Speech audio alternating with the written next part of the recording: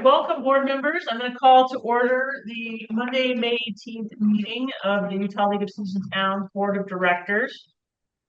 Welcome everyone on this spring day that feels a little more like spring than some of the last 3 months.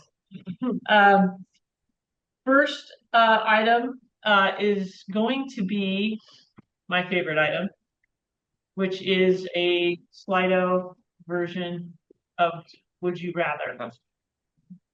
I've missed doing these with you, and so thought deeply about this. Would you rather? And it corresponds with both the major happening of this week and next week, which are high school graduations across the state. And until last night's rainstorm, really the start of summer. And so hopefully Carson was able to Push use that Slido. down. Cassidy made us a Slido. I'm a poor substitute for Carson, but Okay. I think that works. So I'm stalling while the Slido popped up. But in corresponding with both of those things are would you rather is would you rather. Well, sorry, I gotta share the streams. So I'm sure it sounds really long.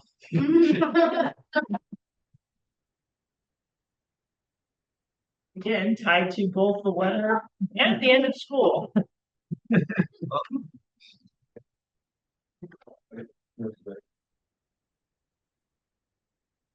That's not stop. Hold on.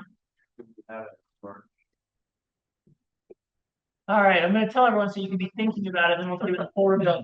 So the Slido is: would you rather repeat junior high, or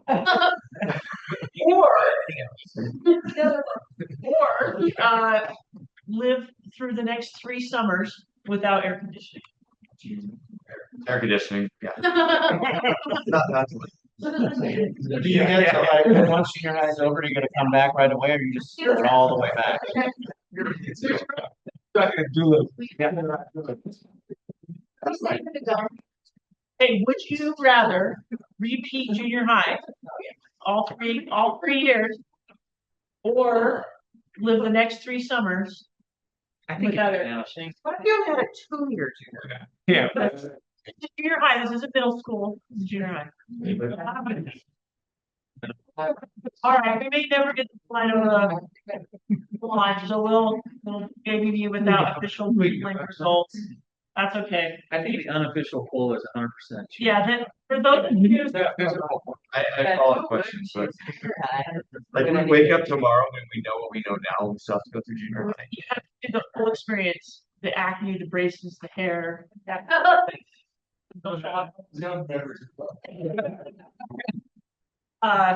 Okay, so for those of you online board members, the sentence is they're all gonna go with the air. Great. It looks like there's potentially some comments in the chat, so if there's any really good comments about air conditioning versus junior high, we'll look forward to reading those. Thanks for indulging my love of would you rather's. Next on our agenda is a review and approval of the minutes and a call for any conflict of interest disclosures. Board, I'm hoping everyone has had an opportunity to review the minutes that were distributed in our packet. Has everyone had an opportunity to review those minutes, and is anyone prepared to make a motion? I'll move to approve. We have a motion from Mayor Winch, a second from Councilmember Dugan. Any discussion? Seeing no hands popping up online, I've thrown Nick for a loop. Sorry, Nick, on getting everything display on screen. All in favor of approving the minutes, please say aye. Aye. Aye. We'll give just a minute for any of those online. I know that we have several of our board members that are remote for the ICSC conference. Sorry that we picked that date, unfortunately.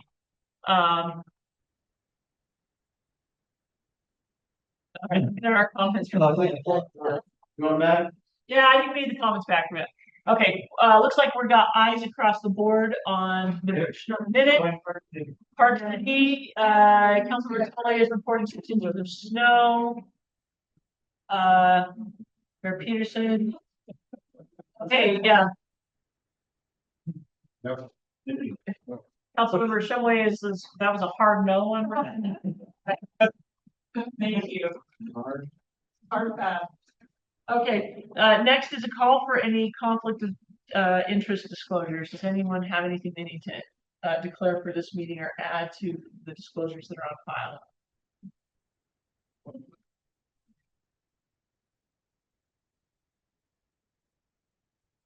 Looks like that is a no, so we will move on from that agenda item.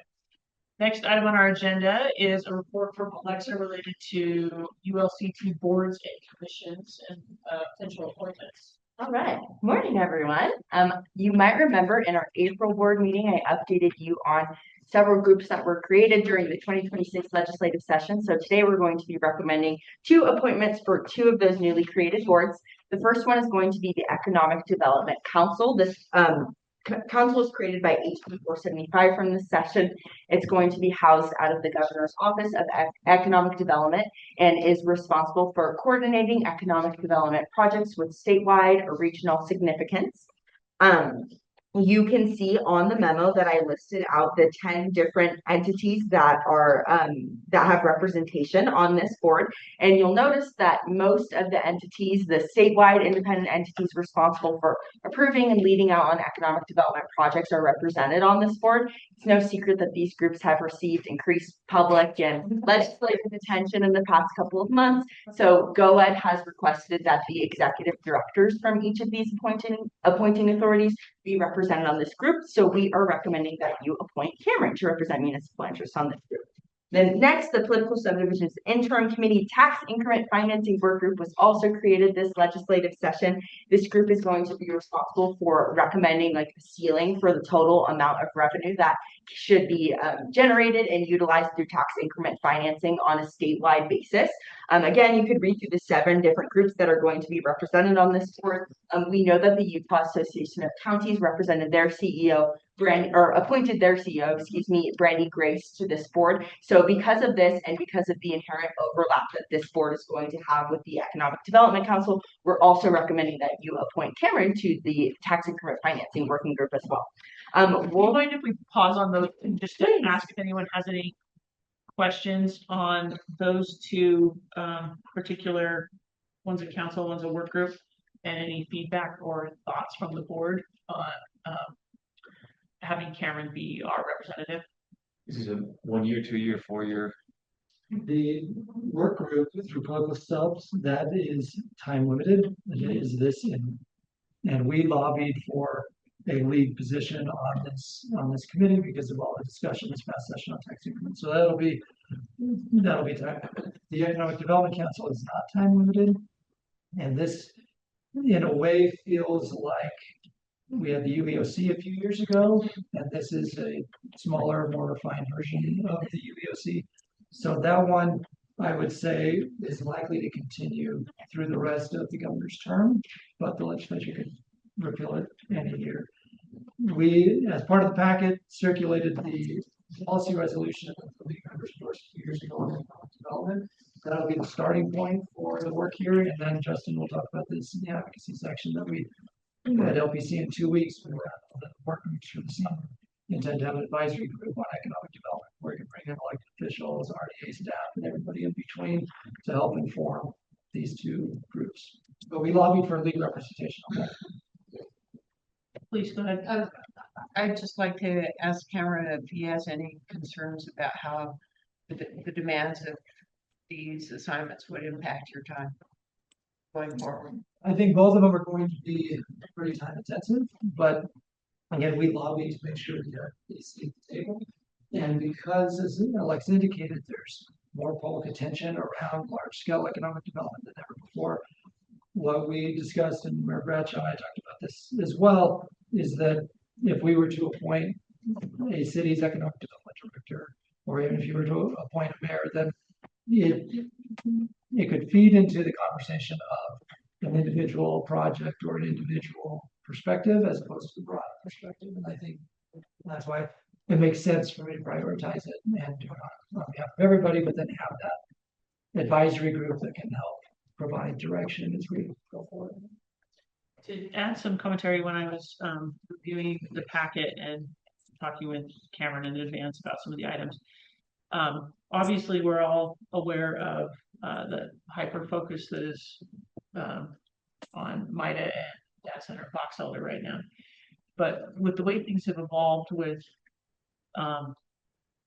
Pointed Mountain, with the Utah Inland Port and so many satellite inland ports, I think the pool of elected officials that we would go to that would have kind of the expertise to be helpful on this particular council, we would run the risk of them then potentially becoming the focus of, are these things which we've had not any control of, has decided to create them, becoming the focus, and whether there would be any,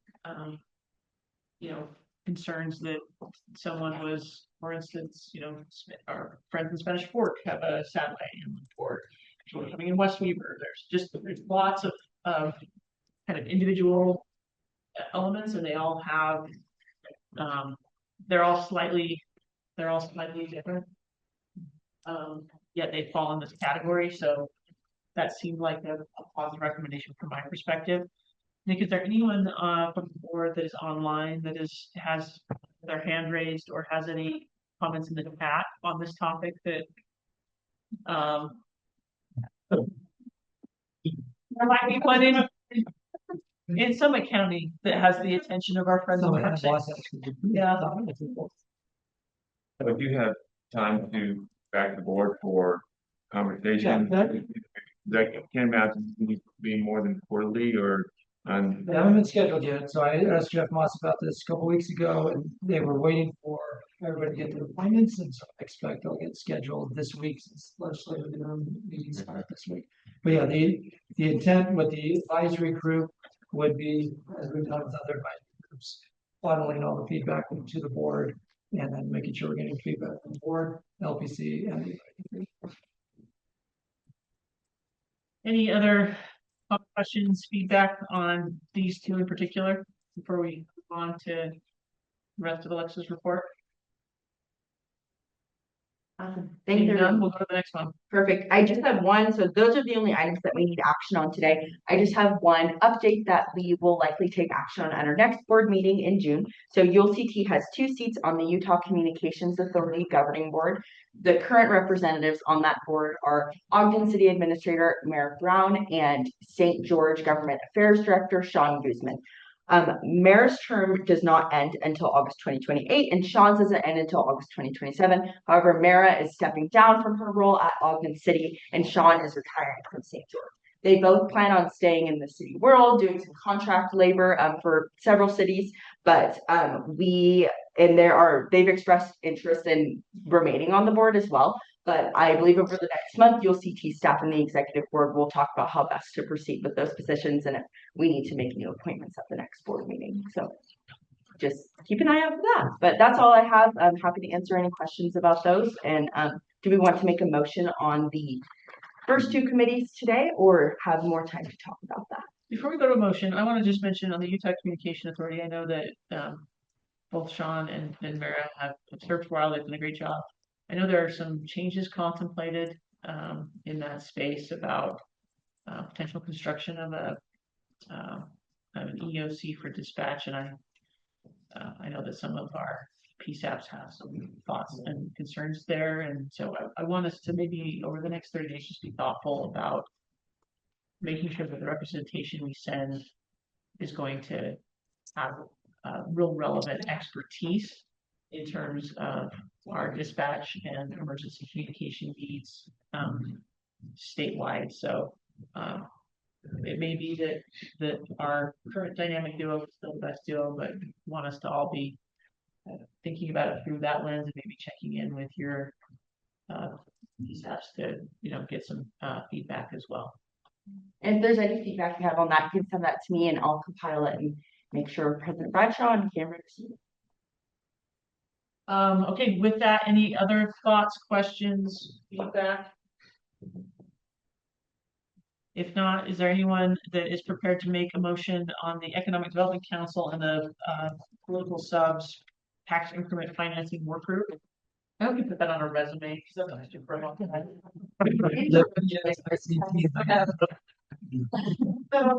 Councilor Edward, do a second from Councilor Dugan.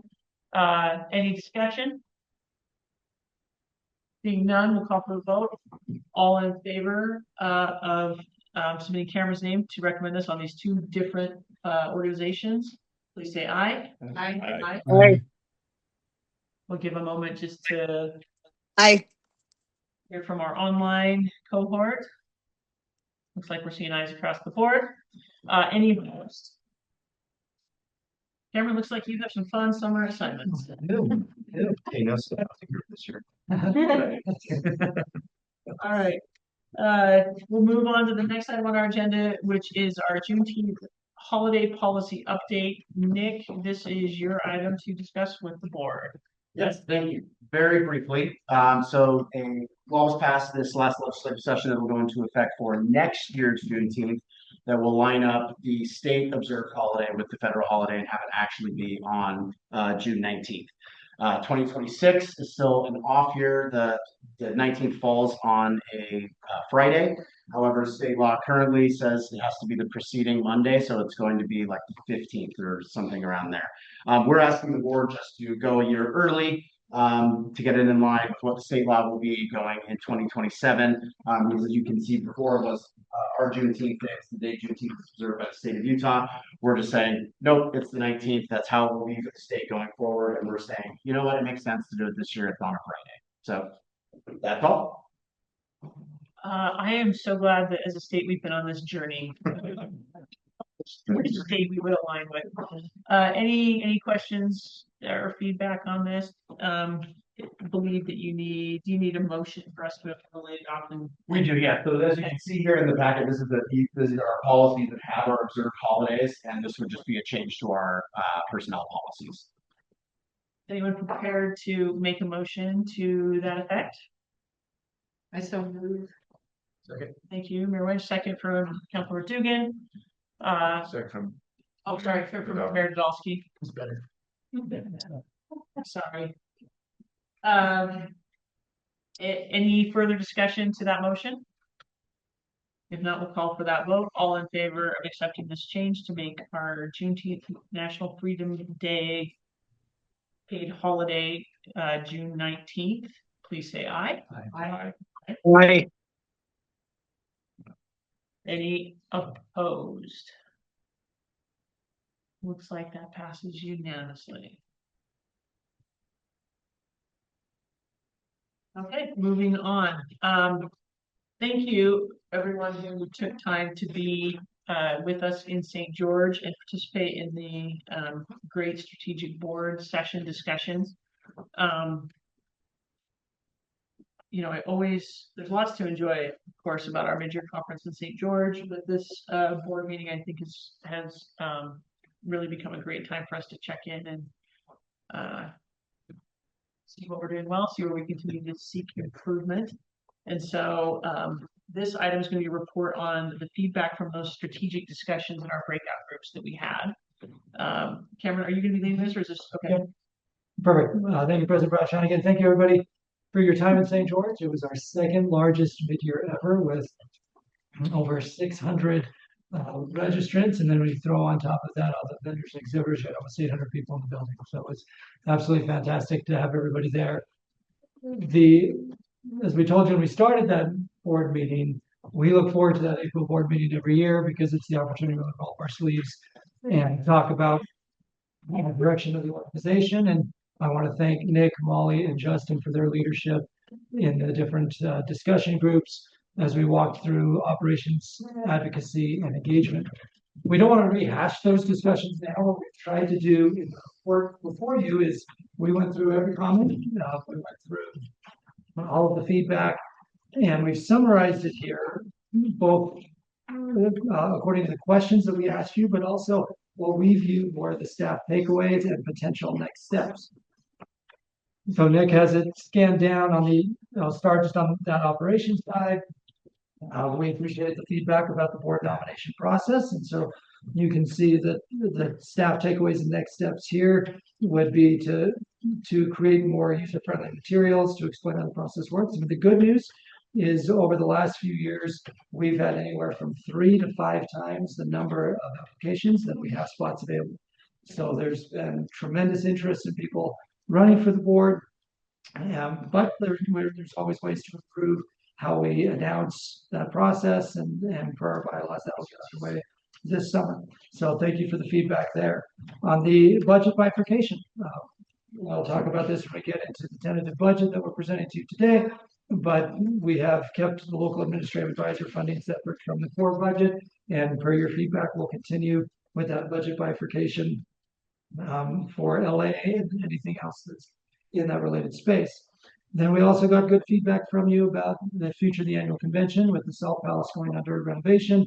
And so based on the feedback that you provided us, we will be following up with a variety of facilities in Salt Lake City and in other places around the state, looking into 2027 and beyond.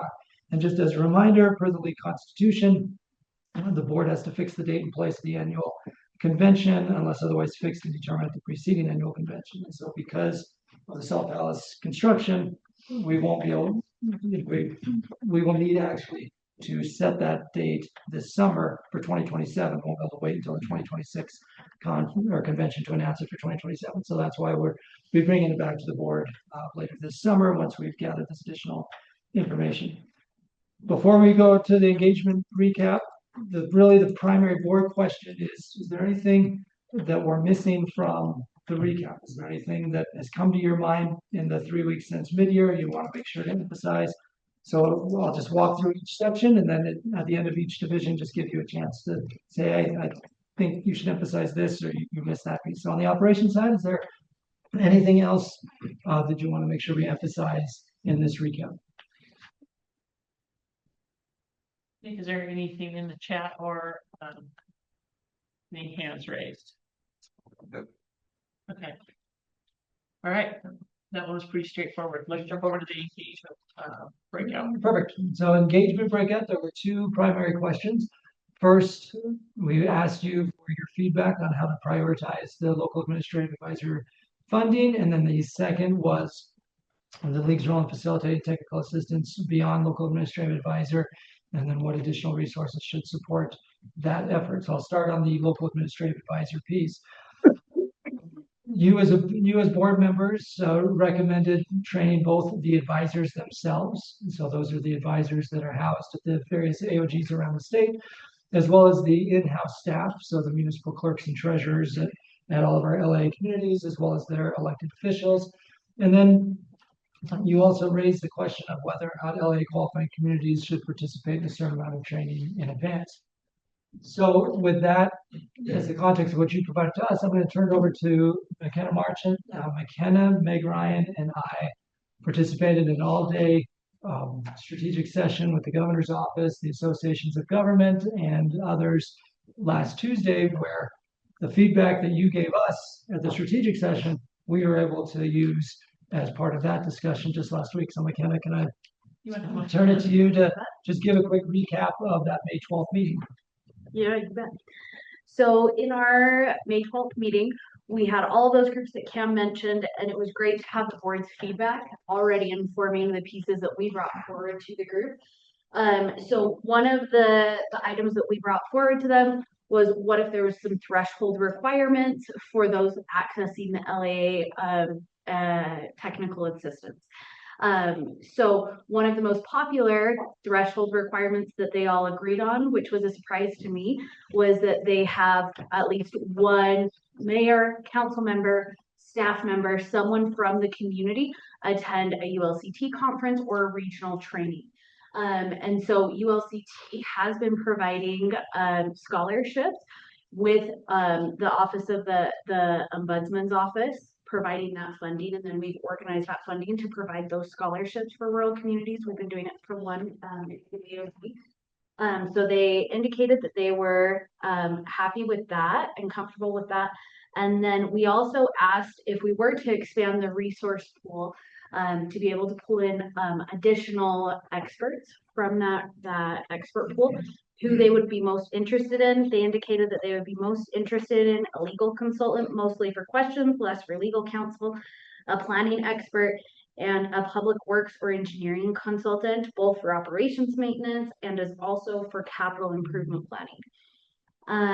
With that, we also so the reporting for all of those LAAs is also undergoing some changes. So we also proposed some new reporting elements for them, which would essentially have all of the LAA communities compliant with various state statutes, whether it is the website ada.gov privacy requirements, land use application checklists, and budget process outlines. So, does anybody have any questions about that meeting?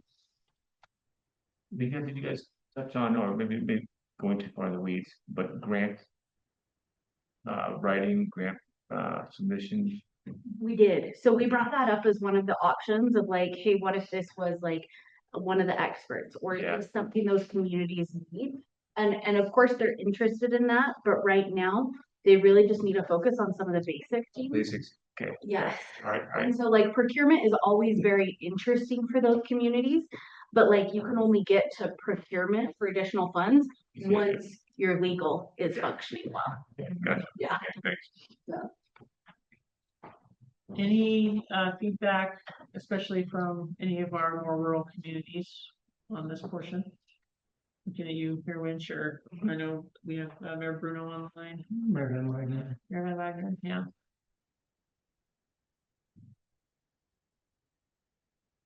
I'm good with it. Thank you. Great. All right. Let's head to the next section then. Perfect. Thank you, McKenna, and thank you to the McKenna Bank for spending all day there. I think it was really insightful. It was the first time in a while we've been able to be in the same room with all of the LAs around the state with the AOG leadership, governor's office, and everybody else. And some of the programs is back to being fully funded.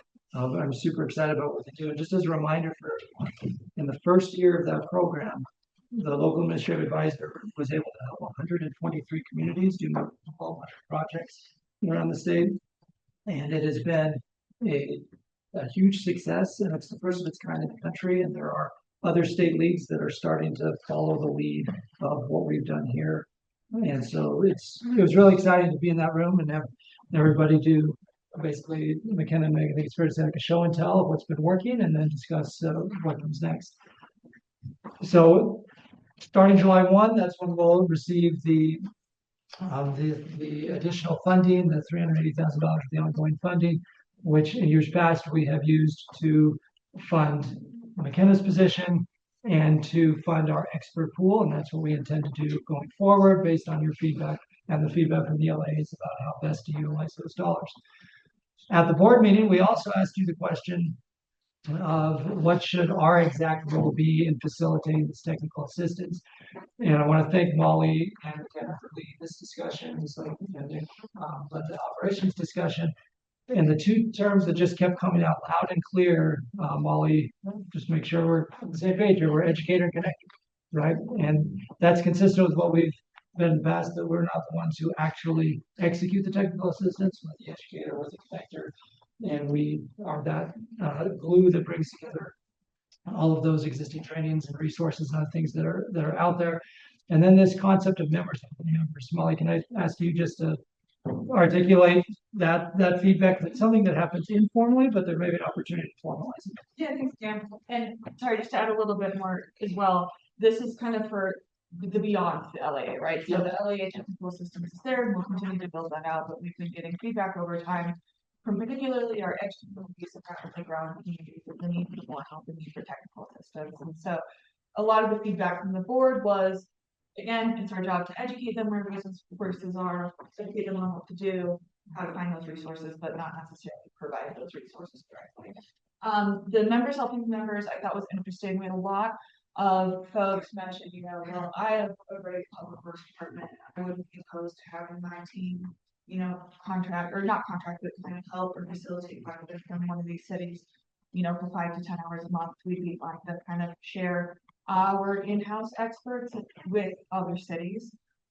A lot of this happens naturally to start with, you know, a lot of folks, especially in our more rural areas, there's kind of like an anchor city manager that fields a lot of questions that come in from smaller communities. And so one possible area to explore was seeing, is there a way to maybe formalize things a bit more to say, you know, we have our experts in the league, or maybe, you know, like we maintain that list in-house, and then I know, okay, of the engineering departments, Salt Lake, Ogden, Sparesford, and Bountiful have all said, we're happy to give 5 hours a month of engineering support. And so then as the city calls us with those questions, I can look and say, okay, I've already sent 3 questions to Salt Lake and 2 to Ogden, but I haven't sent any to Bountiful yet. So just kind of helping connect members with other members, and using the strength of the League Army to better support ourselves. So that was one concept that came up in 2 of the groups that we thought was interesting and worth exploring. I have a question. Go ahead. Do we have any process for our LA program that addresses technology opportunities? I've had lots of GovTech reach out to me who addresses policy compliance, procurement, community engagement, all kinds of these great tools. And we're all looking at things, especially how can AI help? I imagine a lot of these LA communities don't have the time or maybe the technical prowess to audit potential competitors or whatever. Do we have a process that we're even considering where a company could submit to be on a review or LAA approved, or are we going there, or this could be a member to member thing? Because technology is one of the best things we can connect people on to simplify and make it efficient. Can I ask a question just to make sure I'm understanding? Are you thinking like a preferred vendor list, like they've already been vetted that they? Yeah, well, I don't know if I want us to get into the business, but it could be a member to just in general. If we're talking about helping our smaller communities, one of the best things we can do is help them with efficient technologies. So just something to talk about. I don't know the right answer, but I know that a lot of communities, even bigger ones, are on the hunt for technology that will automate and streamline and increase connections. Can I jump in here? So actually, one of the questions we're going to ask you in the advocacy section of today's meeting is about technology in the land use space, because we've had conversations with several different technology firms that have been doing some pilot programs around the country, a couple here in Utah as well. Remember, in your city, I know it was involved in one of these pilot programs. And so trying to figure out, you know, what should our role be in connecting these opportunities with our cities. So we've had that conversation in the housing and land use space, and it did come up as part of the broader conversation with LAA. And so I think it's a fair thing to talk about, and it's part of what we're working through now. Like, okay, if our role in this overall space is education and connection. So what is the depth of that? Yeah. In thinking about the education and connector piece too, I had the opportunity to join the league staff at the fabulous R6 summit 2 weeks ago, week ago. Okay. And out of that, Cameron and I spent talking about the transportation utility fee. And 2 days later, I had an outreach from a mayor down there that wanted to talk about just the political side of considering one and all of those elements. My city hasn't done that, but I was able to say, well, let me connect you. Actually connected him to Mayor Tran as a community. So I think there's lots in our creating kind of a robust list of people who can educate and connect, so that we can provide those resources. So sometimes you need to. Sometimes another engineer needs to talk to another engineer. Sometimes another clerk needs to hear another clerk is doing it. And sometimes on the political side, you need to talk to someone about how much yelling it's going to require from the public in order to do something. Krista, I think that's what we do best as cities. We've got just going and sitting next to our peers and talking through things and sharing ideas and thoughts. I think we, from elected officials through the staffs, do staff positions, I think that's something that our people really enjoy doing. I think we do really well. I love that focus of education. Yeah, I was just going to say, it was a great session and thanks to President Bradshaw and for the league staff for coming down to Richfield. It's a wonderful annual event and some of the really small communities get a chance to have the training, and I don't see a lot of those people at our meetings with the league. Unfortunately, it's probably because of the financial issue, but they all come to the R6 training, and it's so valuable for them to hear other things that small communities are dealing with and to get the excellent training that's provided. And I think maybe as an example, Molly, of helping each other, I know that Gunnison just lost a treasurer, and so they've been asking for our treasurer to come down and help them a little bit, and just those connections that are made in those kinds of settings are so valuable, especially for those small communities. So thank you for facilitating that. It was our pleasure to come down. You know, I know that you were very often here in person for many meetings, and it's the same distance for us to come down as you to come up. And so appreciate that you did that. Plus, you know, Fred, the opportunity for a really great road trip that I did make down and back. We also saw potentially a comet. We saw the biggest comet of my life. Yeah, It on the was way back home. Yeah, like it was Like- impressive. like, I'm surprised there weren't news reports about it. Just for you. Yeah. We both saw it, so it really happened. Yeah. We had not reached the fully caffeinated part of the night drive return home. But anyway, I agree with you. I think, you know, the strength of the league is the members. And so I think, Molly, the takeaway I would share is, members helping members is something we should continue to place a lot of emphasis on, and you've got a lot of people willing to do it. Perfect. So I'll ask the question, is there anything that we're missing from these takeaways? One question on the budget side, how we talked about the scholarships to go to the either conventions, St. George or here.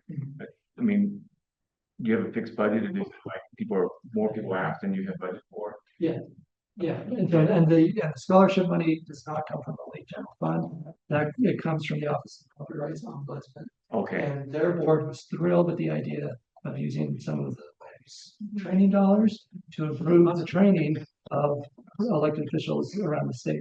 okay, And that we've was, had, in fact, I'll just share a quick anecdote. Mayor Van Wagner, well, remember this, Mayor Van Wagner hosted me in Castledale a few weeks ago. So Mayor, thanks for the pizza and for the lunch, and we had all the mayors from Emory County but one together. And Mayor Van Wagner, do you remember what your colleague from Farron said to me as soon as I sat down?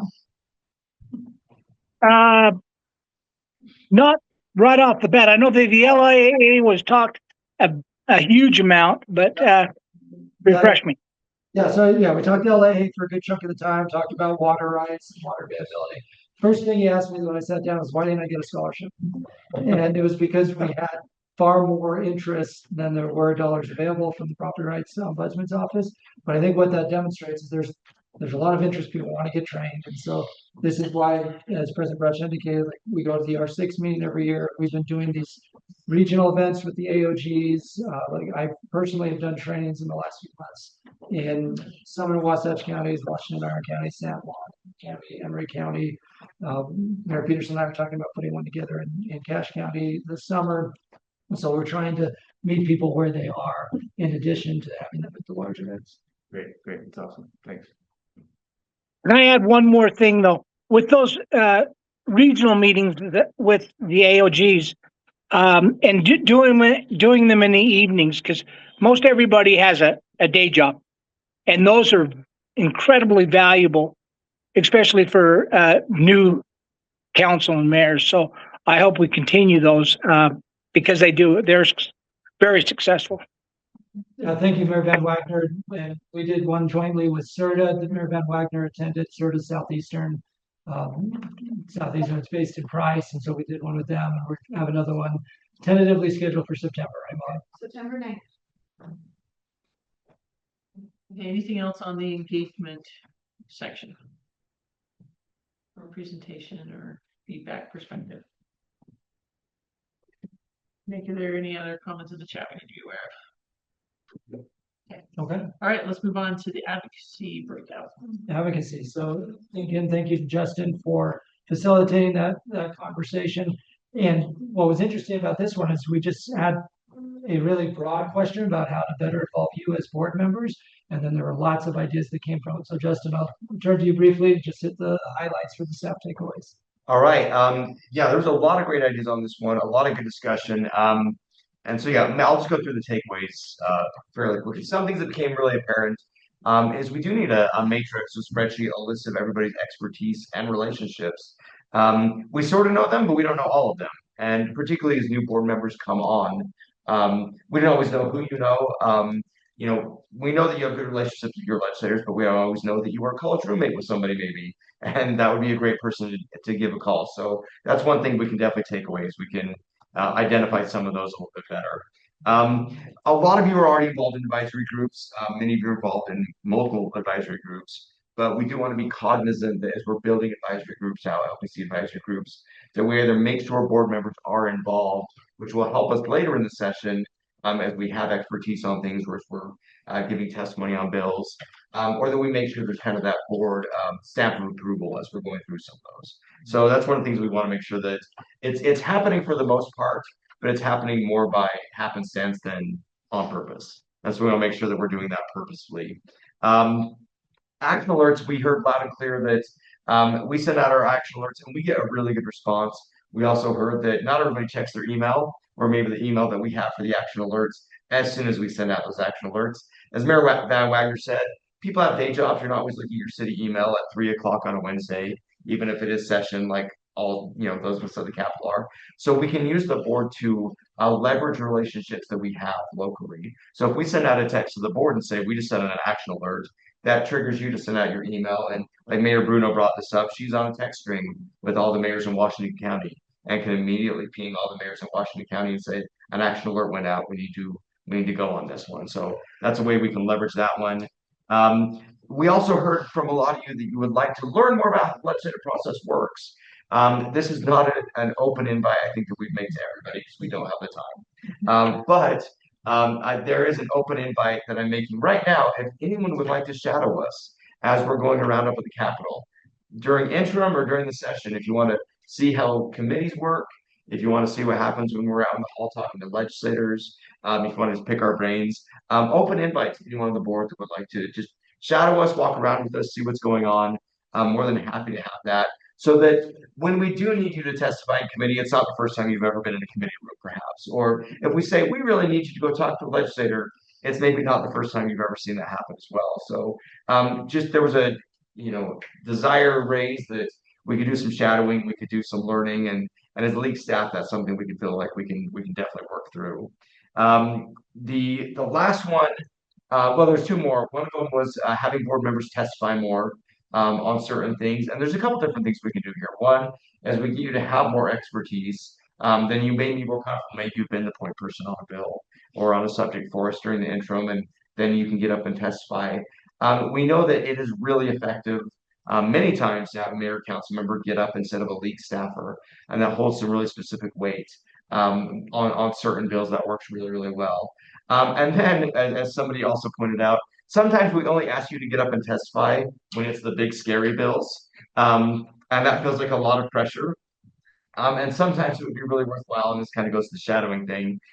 We have a joke where we have kind of play calls like in football, where we say, what are we going to go testify in today? And we're like, well, it's a number 6, which means we like to thank the legislature for working with us. And while the bill's not quite there yet, we look forward to continued discussions on this bill. I mean, we say that like every day up there. But that's also something that we could do a play call that a number 6 could go to almost any board member, because it's pretty canned. And that could, again, give you some experience getting up to testify on something in a lower pressure situation. So when it is the big bill that we need someone to come in on, you've got some experience, you've got some background on that. And then finally, the last one, this is a trickier nut to crack, and it's worth having some discussions. Once we get past that first board meeting, as board members, unless you're on the exec team or executive officer, you really just sort of go back to the regular LPC. There's not really a special board meeting we have. We don't have a special board group. And there's good reasons for that, because if we have the whole board meeting together, we have to have a board meeting. And so trying to figure out how to crack the nut of perhaps giving some additional updates without having to have a board meeting every week. It's worth having those discussions. I put worth having discussions because I don't know how to do it yet. There's some optima things there that we've got to figure out, but if we can figure that out, it's worthwhile discussing. Are there ways we can have you as a board more up to date and maybe getting some of those backroom discussion that the other officers get without, breaking down things that we do otherwise. If we were to do like an email string, for example, there's nothing we would put in an email that we wouldn't already put in our nightly emails anyway. There's nothing we would say in an open board meeting that we wouldn't say in an LPC. So trying to figure out the value of some of those kind of less on the record discussions without breaking any of those laws or requirements is something we're not quite sure how to crack, but it's worth discussing. So that's kind of the things that we're taking away from that. Would love any input if there's anything we missed, since all of you were in those discussions, or thoughts about any of those items. So Justin, on that last one, I think instead of having that information come from the league staff to the board members, when they get those emails on Friday nights, ought to respond back and say, hey, I've got some expertise in this area, I can help, and here's some information I can provide. Have it be the other direction. I think that's really what would be helpful. Yeah, absolutely. That's a great point. Yeah, make sure you know. I think that's a really good point. Remember that from a board member perspective, I think we are asking y'all to be more connected to your emails during the legislative session, in and around whether you're, full-time or full-time with zero pay in your role, but to be really connected, because I think it is really key that when you're getting those Friday facts or other communications, that you're then quickly saying, Lisa, I can help you here, here, and here, or I know something about this, or we've had a challenging experience with this in our city, so that the league staff quickly gets a good pool of information that they can deal with. It's from having been on the board side and the executive committee side, it's kind of a two-way street of having the staff figure out how to use the board more during the session, but the board also proactively thinking of ways you can contribute and be available. For instance, Councilmember Dugan, with his fabulous proximity to the Capitol, thanks to representing Salt Lake, often would say, I'm available, I can come up quickly, I'm here, I'm around, here's areas I'm passionate about on, UTA or renewables or things like that. So I think those are really appreciative. And then also for those of you that are wondering, along with the Salt Lake City team, there actually were little football play call things that were made. This testifies to this is a 6 we actually numbered them. We totally did. Is there an opportunity in those emails to put like a graphic call out that's like help wanted? If you're like, we need someone expertise on bullets, that it prompts us to think about those specific. I mean, there's always something, but maybe there could be something we're all used to as a habit for help wanted. Just put a code in there. Yeah, the bat signal with specificity. Cassie, that's in your area, I think. Bat signal. Well, and before Cassie goes on, one of the things I think that is important, this was brought up in a couple of groups, is it does happen. We get bills that we don't know are coming. That happens during session. Plenty of bills being drafted that we don't know are coming. But usually we have expertise nailed down before we get to session. So if we're in week 6 of session and something's come up but we don't already know the expertise, we're probably behind the eight at that point. Yeah, like it's a really big bat signal at that point. So hopefully that's if we get the expertise nailed down. I will have to say, we really need help on this. I'll say I know what I'm going to help for on this. Any other thoughts, Cassidy, from like a call out of when something that as you're going through the myriad of emails that helps in particular board members recognize like this is one to not abuse the bat signal. It's just, if we have a crisis, it'll be good for. Yeah, and but you'd be on the phone.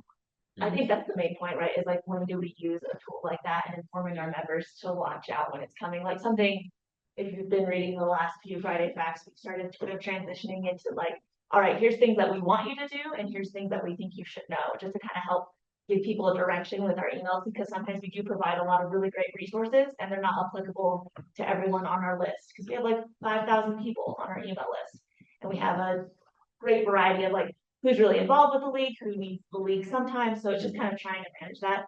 But I think we have some great moves strategically coming down the pipeline that will kind of help mitigate and manage those different audiences.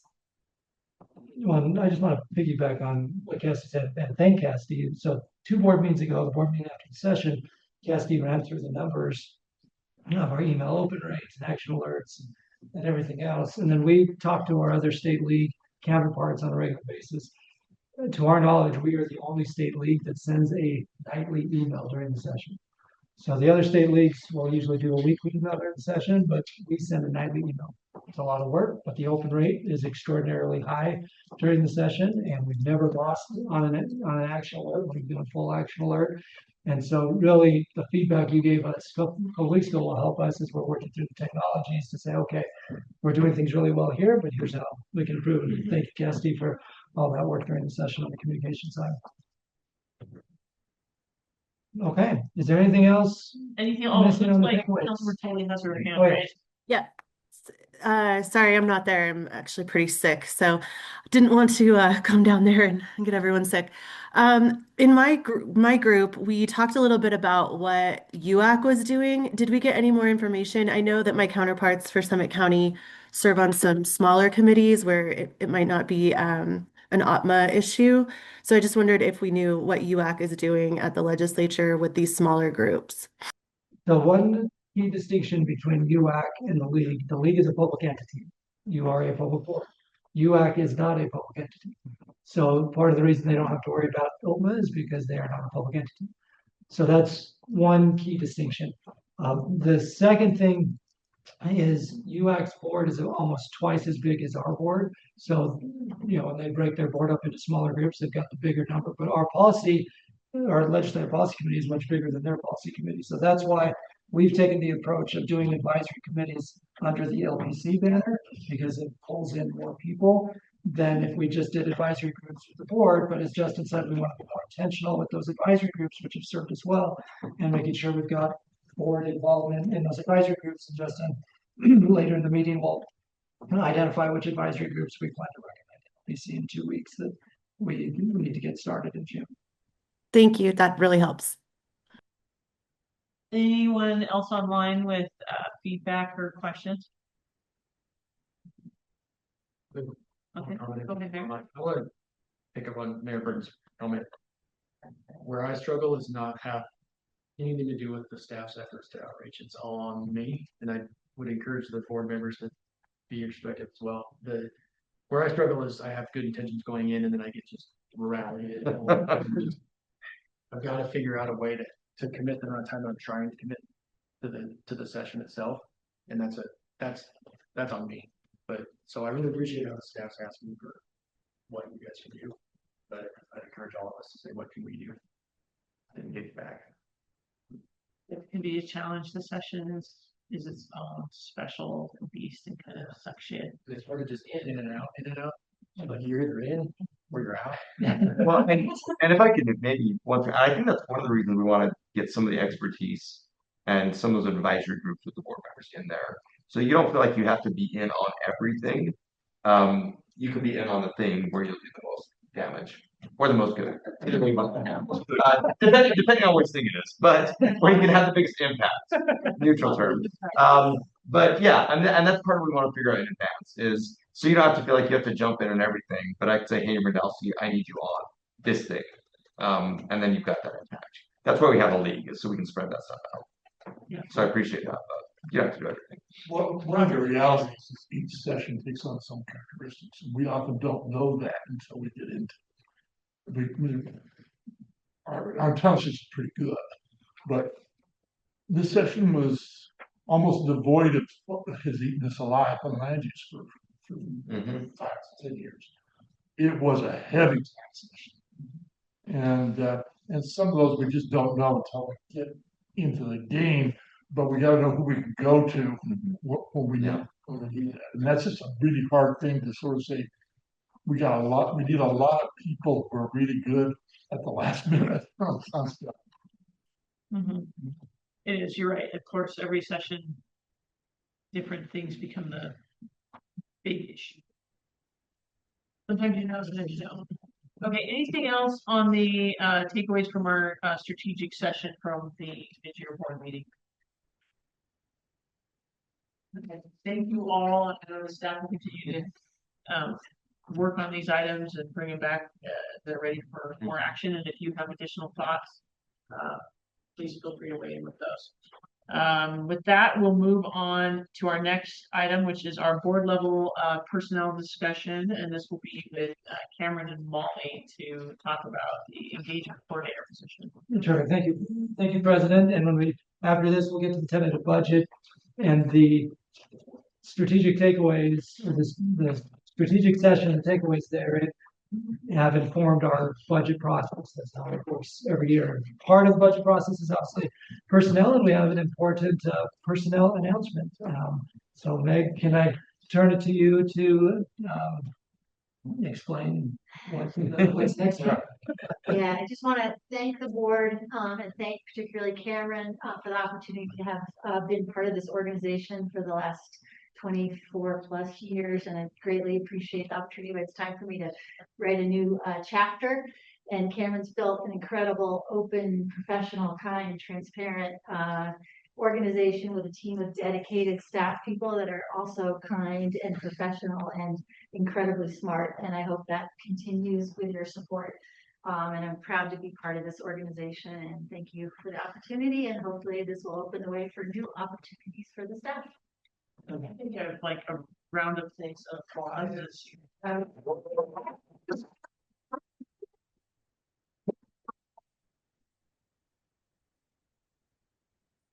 So Meg has been awesome, and Meg predates my arrival at the league. In fact, some of you may not realize that Meg and I shared an office once upon a time, and shared a computer even. And she's going to be with us through the end of June, and so thankfully we still have her for a few more weeks. But you as a board, there are a couple of things I want to make sure you as a board do. Initiatives that she had let out on that have really paid dividends statewide. So first, the Land Use Academy in Utah. That's now housed at the Office of Property Rights Ombudsman. We have a strategic partnership with them on Blue Owl. Meg has had ownership in that from day one and still works every day in conjunction with the Office of Property Rights Ombudsman to try to elevate the understanding of land use around the state. She's been heavily involved with the Utah Land Use Institute and has really professionalized the training of land use from small towns to big cities across the state. And Meg and I have done many a road trip together, and this is actually I think a perfect encapsulation of who Meg is. So Mayor Winch referenced the R6 Regional Council, which several of us attended a couple weeks ago, right over 300 people in Richfield, city and county folks alike. And the morning of that event, we got a phone call asking if Meg could do not two, but 3 training sessions that night. And Meg's answer was, of course. And so Kate and I were doing our sessions, and other league staffers like Karen Nakamura was doing her budget session, and McKenna and Wally were there for their sessions, and then Meg just picked up the baton and did 3 land use trainings that night, over 100, all told, probably 150 between the 3 sessions. That's just what Meg does. The other thing is, prior to COVID, we had strived to have more technological connectivity with the membership. So our board meetings have been hybrid since before COVID. But what Meg did is Meg actually partnered with Utah State University so that we could do our elected officials essentials trainings at their sites around the state, so that we could be in communities and then broadcast from USU's main campus. And then she did many land use trainings through that partnership with Utah State. And this all predates Zoom. So now we do those trainings all the time via Zoom, and everybody's just accustomed to doing that via Zoom. But pre-Zoom, you had Meg and Utah State. So anyway, she's not done until June 30th, so we'll have more opportunities to say goodbye to her. But I just want to say thank you, Meg, for all of your contributions and your friendship. And before I went to law school, I share it, and alma mater, the law school I went to is where she did some of her undergrad. I still have my University of Colorado shirt that you gave me all those years ago. So thank you, Meg, for your friendship and for your tremendous work on behalf of mayors, council members, planning commissioners, and city staff around the state. Because of Meg's departure, it does allow us to take a look organizationally of where we want to go as a small staff. We always are reevaluating whenever a vacancy opens up.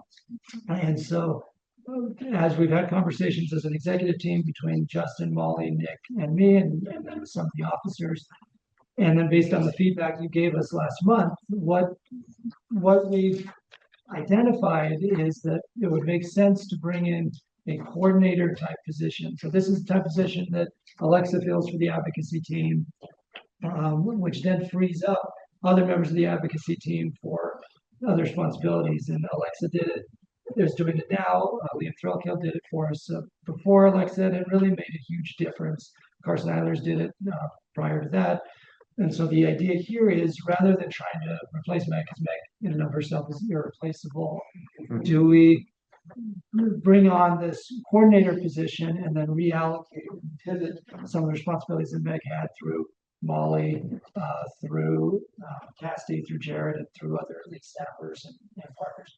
Well, anything I missed that you want to add there? I think one thing we've really noticed over the last, I'd say, and granted, things are cyclical, but the engagement team has been running pretty full out for the last 7+ months between newly electeds, NLC sessions, spring training, local officials day, mid-year, you name it. And I think a lot of videos, we've been doing a lot, and we can do a lot, but I think that this position will free up Cassidy and I in particular to do more high-level things. I'm particularly excited.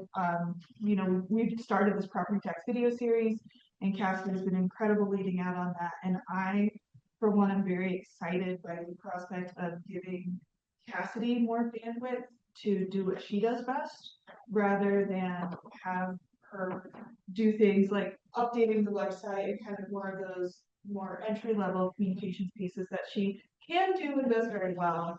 But I think that she has some pretty remarkable talent that we could be better utilizing as an organization. And so bringing someone else on staff, again, kind of pivoting that role Meg had, bringing up more capacity so that we can be doing more as engagement.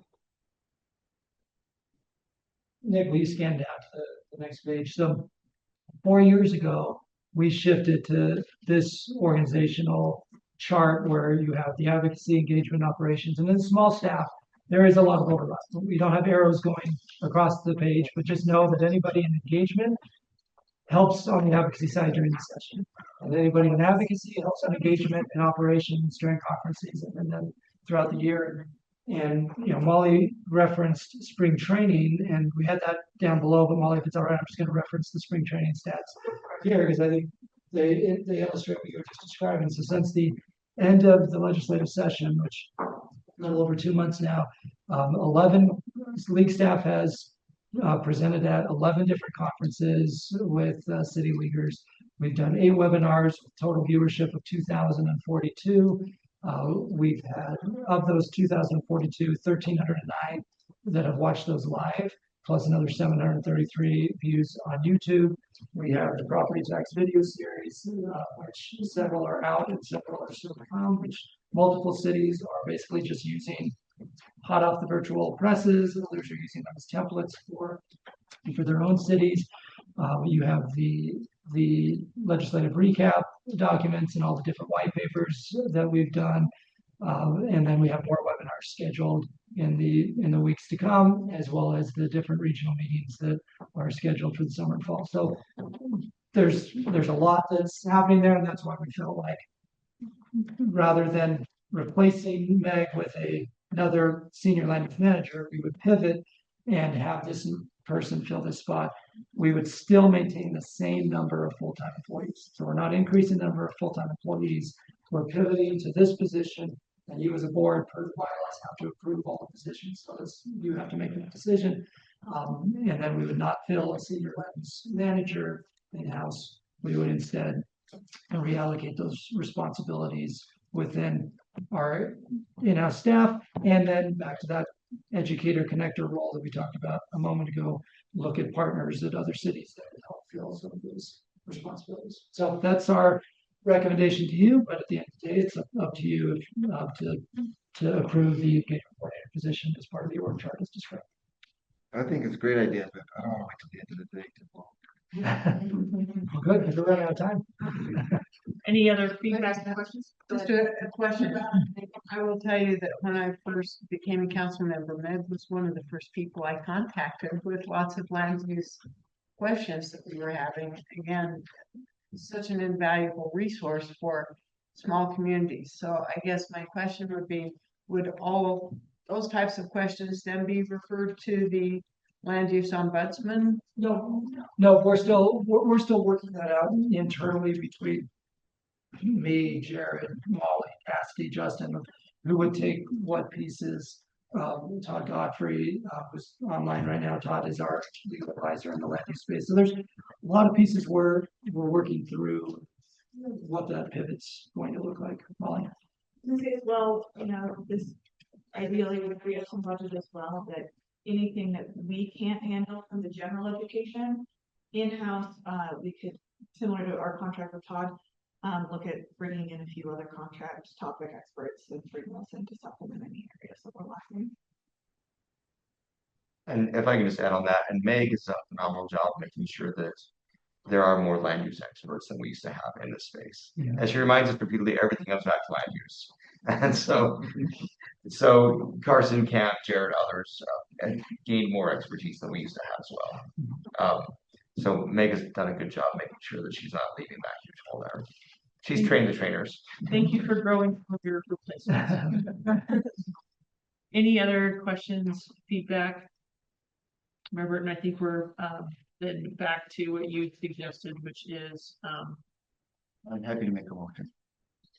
we have a motion from Mayor Burton to accept this new staff position. Do we have a second? Second. Councilmember Dugan. We've had a great discussion, so I'll just go ahead and call for the vote. All in favor, please say aye. Aye. Aye. Aye. Give it just a moment for the online. Okay, any opposed, please say nay. Looks like that passes unanimously. We are now to the presentation of the tentative budget. I'm going to turn this over to Cameron and Nick to tag team on this presentation. Terrific. Well, I've set this up with a discussion around the strategic session. Nick, I'll turn it to you to start walking through the details of the tentative budget with the reminder that it is indeed the tentative budget. And so Nick, you want to talk through the process, the budget process? We can talk through the budget itself. Yeah, we can count on you. Yes, indeed. So you'll see this will be the conclusion portion of your memo. But at this meeting, we are filing the tentative budget with you as the board. We will need you to review and approve this tentative budget, set a time and location for the hearing on the tentative budget, as well as the meeting for the adopting the official budget for June. That and the rules in which that meeting will take place. That's the process that we'll be going through. With that, I will walk through what we have proposed for you. So you can see we have a memo for you as well as the hard numbers included in your packet. We're proposing a budget for FY27 of $4,611,600, of which $3,905,000 is ongoing general revenue. 592,600 is state-funded technical assistance, and 114,000 is pulled from unrestricted reserves. In total, this is a decrease of 10.4% from the FY26 adopted budget. Now, you'll see as we get into that decrease number is slightly misleading because we budgeted at the beginning for 700,000 in the DWS subdivisions and mapping grant. That is the full amount of the grant. When we adopted the budget, the actual details of the grant were not in place. We didn't have a signed agreement with DWS on how that would work. those 700,000 are spread out over 3 years. So you'll see in our estimates for year end, we're actually looking at about 227,000 in the FY26, the year we're in, whereas we budgeted 700,000. So that's where you see that giant decreases. Oh no, the budget was 700,000, but in reality, it's about 200 and change over these 3 years. FY27 will be the second year of that grant. We'll have a final year of it in FY20. So that's why you see that large decrease, even though we've seen restored funding in the state grant areas with the LAA funding. Also throughout the budget, you'll see if you've memorized the line items from years past, we've rearranged those a little bit. The year-over-year comparisons are the same, but we thought the way we've laid it out here better encapsulates our divisional structure. So we see stuff under operations, under advocacy and engagement, et cetera. So it's just a little, we've done that every couple of years where we just kind of see how it operates and better refined so it has a better explanation.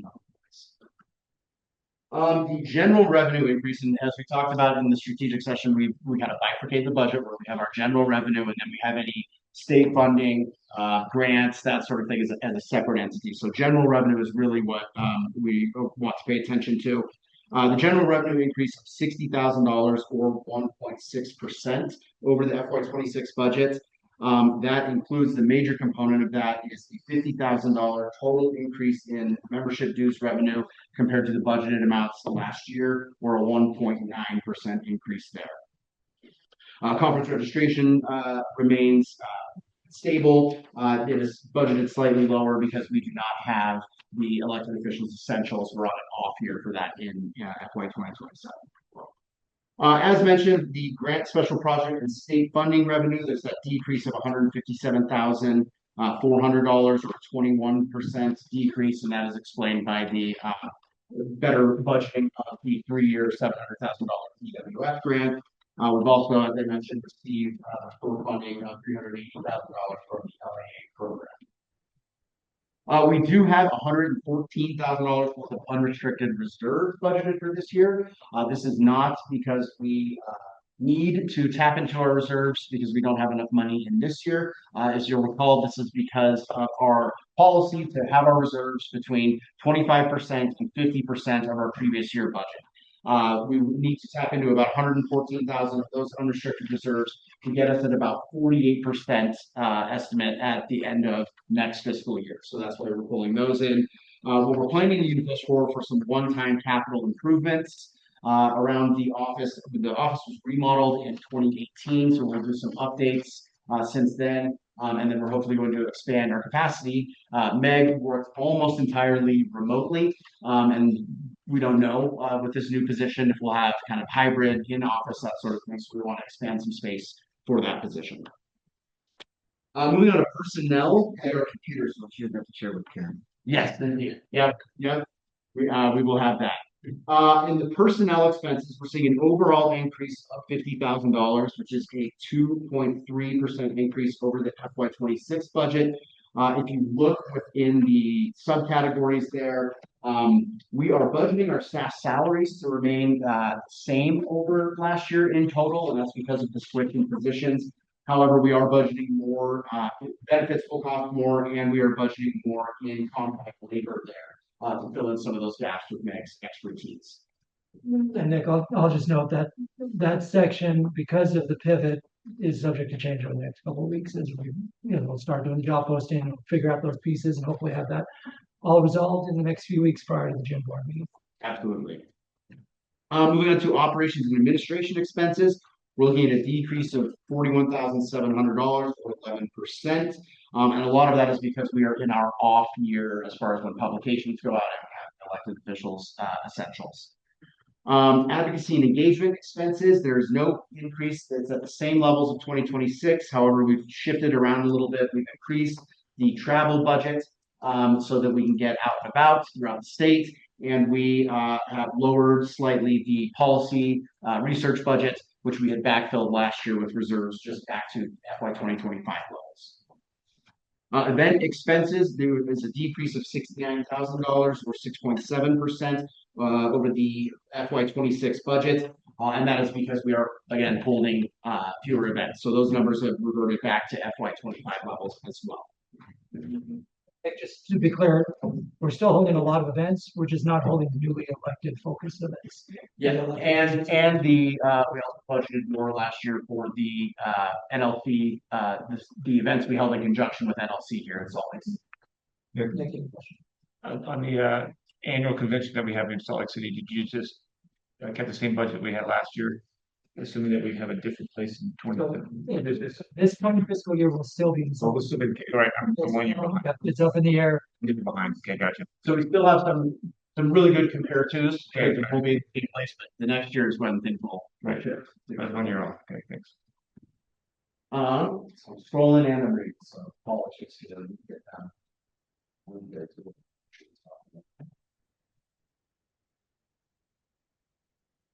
As explained in the revenue section, the grant, special project and state funding decrease, 572,645, 45.3% less than FY 26.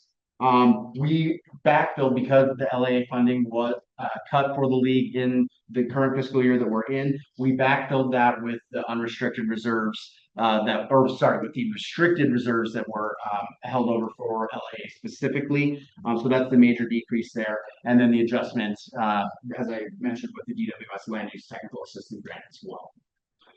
Ultimately, we believe that the budget we're proposing fulfills the ULCT mission in a financially responsible way and will give us the resources we need to increase staff bandwidth and performance.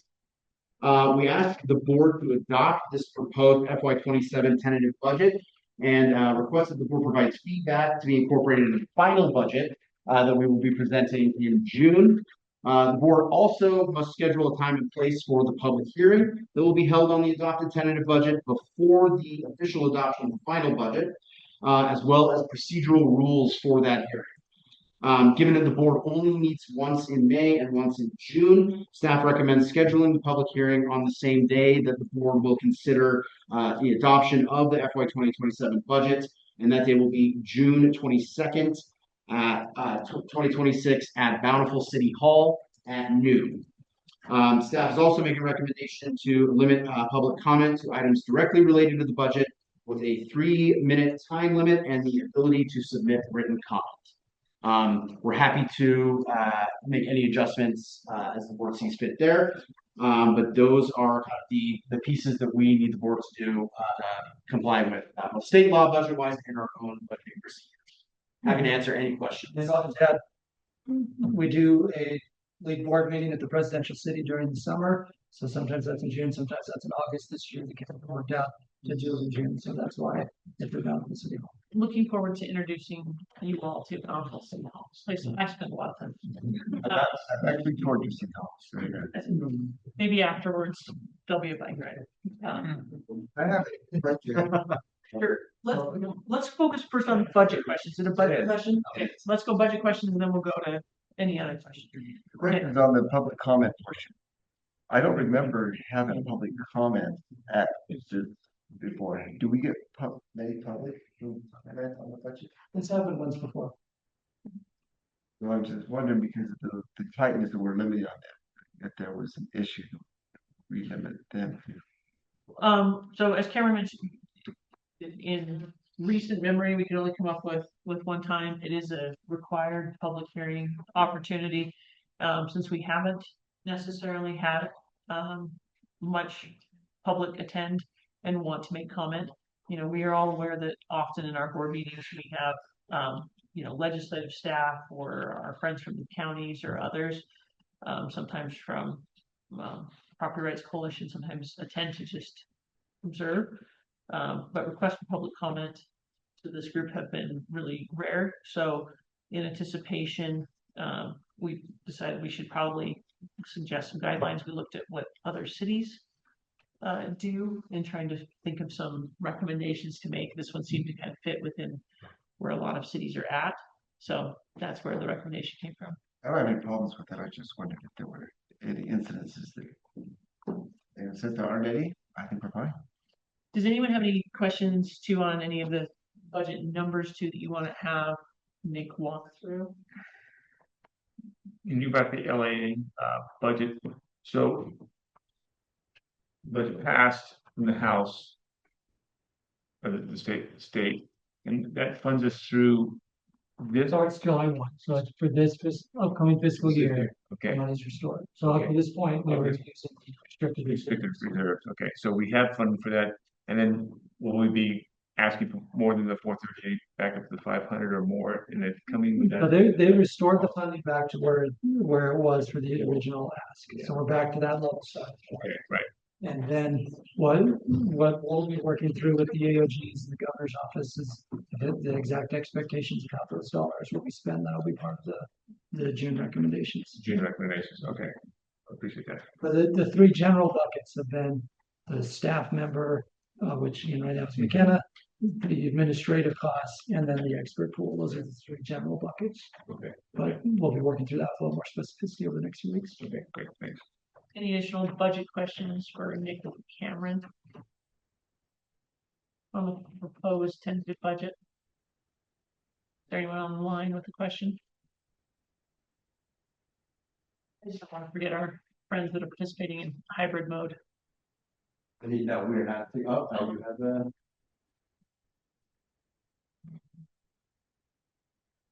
That was equal. We just have an and, Okay.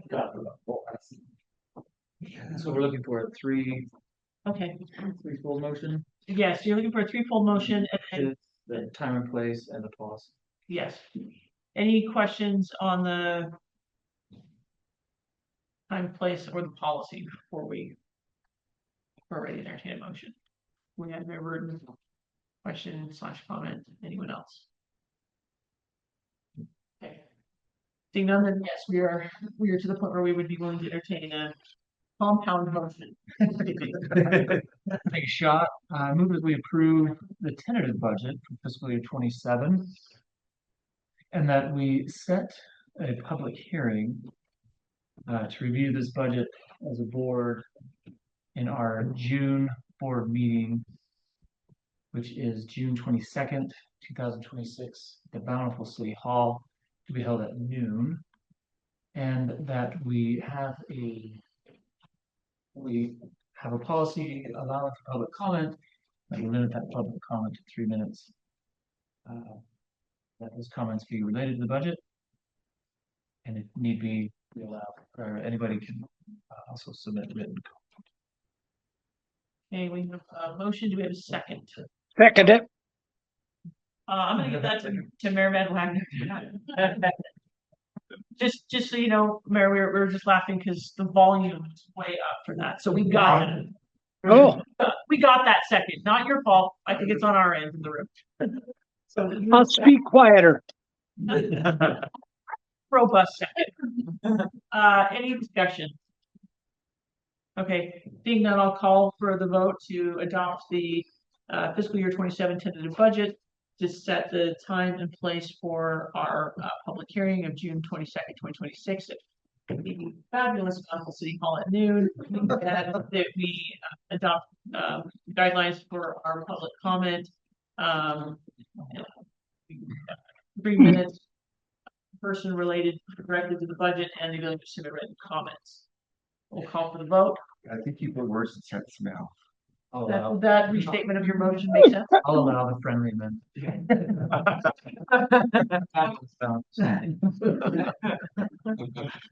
I thought it was implied. I think it was. You're right. Land bountiful. Now, before I call for the vote, we have, looks like maybe one in the chat, so I just want to make sure if there was any discussion that we. Oh, someone's already on it. Okay, all in favor, say aye. Aye. Any opposed? Okay, our tentative budget has been adopted. Encourage all of the board, any other interested parties to feel free to review while it's open for public inspection. And feel free to submit written comments or be prepared for our June 22nd meeting. With that, we will move on to our engagement report. Molly. Hi, everyone. Everyone's favorite, homelessness. Thanks for having me. So as Cam mentioned, we have a few staff and places where we do crossover, and this mitigation task force is a very good example of our engagement and advocacy crossover work. So in 2018, the Shelter Cities Mitigation Fund was created. It is a fund that you either pay into if you don't have a qualifying shelter, or you receive funds from because you host a qualifying shelter. Based around the premise that local government, specifically cities and towns, have two main roles when it comes to addressing homelessness as a state, that of land use and that of public safety. So you either have the land use of a shelter in your community, or you help those with that land use pay for the increased public safety cost. I think the fund has worked fairly well since its inception, but it's becoming abundantly clear that we need to re-envision it a bit. The way that it's structured right now, each time a new shelter city comes on, we need to or a new shelter comes on even, we kind of need to crack open the code, revamp everything. And one thing we would really like to do is create a collaborative process between shelter cities, non-shelter cities in the state, since there's some state dollars in there, really thinking of how we can build a mitigation fund that shelter cities feel supported by the non-shelter cities, and that there is consistency in funding, that the funding is anticipated immediately when the shelter opens, that there are some clear guardrails and parameters that are clearly communicated for the non-shelter cities, so they know exactly what their dollars are going to in the shelter cities. And really just trying to make sure that we have a good process for everyone. This is kind of one of our bigger issues where it's, cities helping cities and everyone's involved in a pretty difficult issue. So we have worked with OHS to put together this task force. The board approved of the creation of the task force in April, and the structure of it. Right now, what we're looking at, just for some context, so it would be 3 appointees from the state. One would be Tyler Clancy, the state homelessness coordinator, or his designee. We have gotten word that we have confirmation that one of the designees from the state will also be Salt Lake City Mayor Erin Mendenhall, since she serves on the state homeless board, which is great. So that's another local voice for us to have in this conversation. It also makes it easier for us because we only had 3 spaces for shelter city mayors and 5 shelter city mayors who were interested. So with that, we have Ogden Mayor and Board Member Ben Nadolski. As I mentioned, Mayor Erin Mendenhall will be filling a role from the state. We have South Salt Lake City Mayor Cherie Wood, St. George Mayor Jimmy Hughes, and Tooele Mayor Marcelo Manzanillo. We had a lot of good discussions about this in our April meeting about really wanting to make sure that we had geographic and population diversity across the state. We also had a lot of great applicants come in to represent the non-shelter cities that you'll find listed on the back of that page. And pardon me, after this memo went out, we also got an application from Springdale Mayor and Board Member Barbara Bruno. So there are a couple things that we were considering as staff as we wanted to bring forward a recommendation to this group. One, I think, great problem to have is we have a lot of stellar people who want to be involved in this conversation. And I just want to say that I think that while this group will be the fulcrum of the conversation, it will still be conversations that we have as a board. It will be conversations that we have as a legislative policy committee, depending on the timing of how everything works out. This might be something that we even, bring forward to the general membership at annual. We'll see during the session. So while this will be a conversation group for this, this isn't the only place this conversation will be happening. So with that said, in looking at the balance of folks that applied, we do have a few recommendations for the board to consider.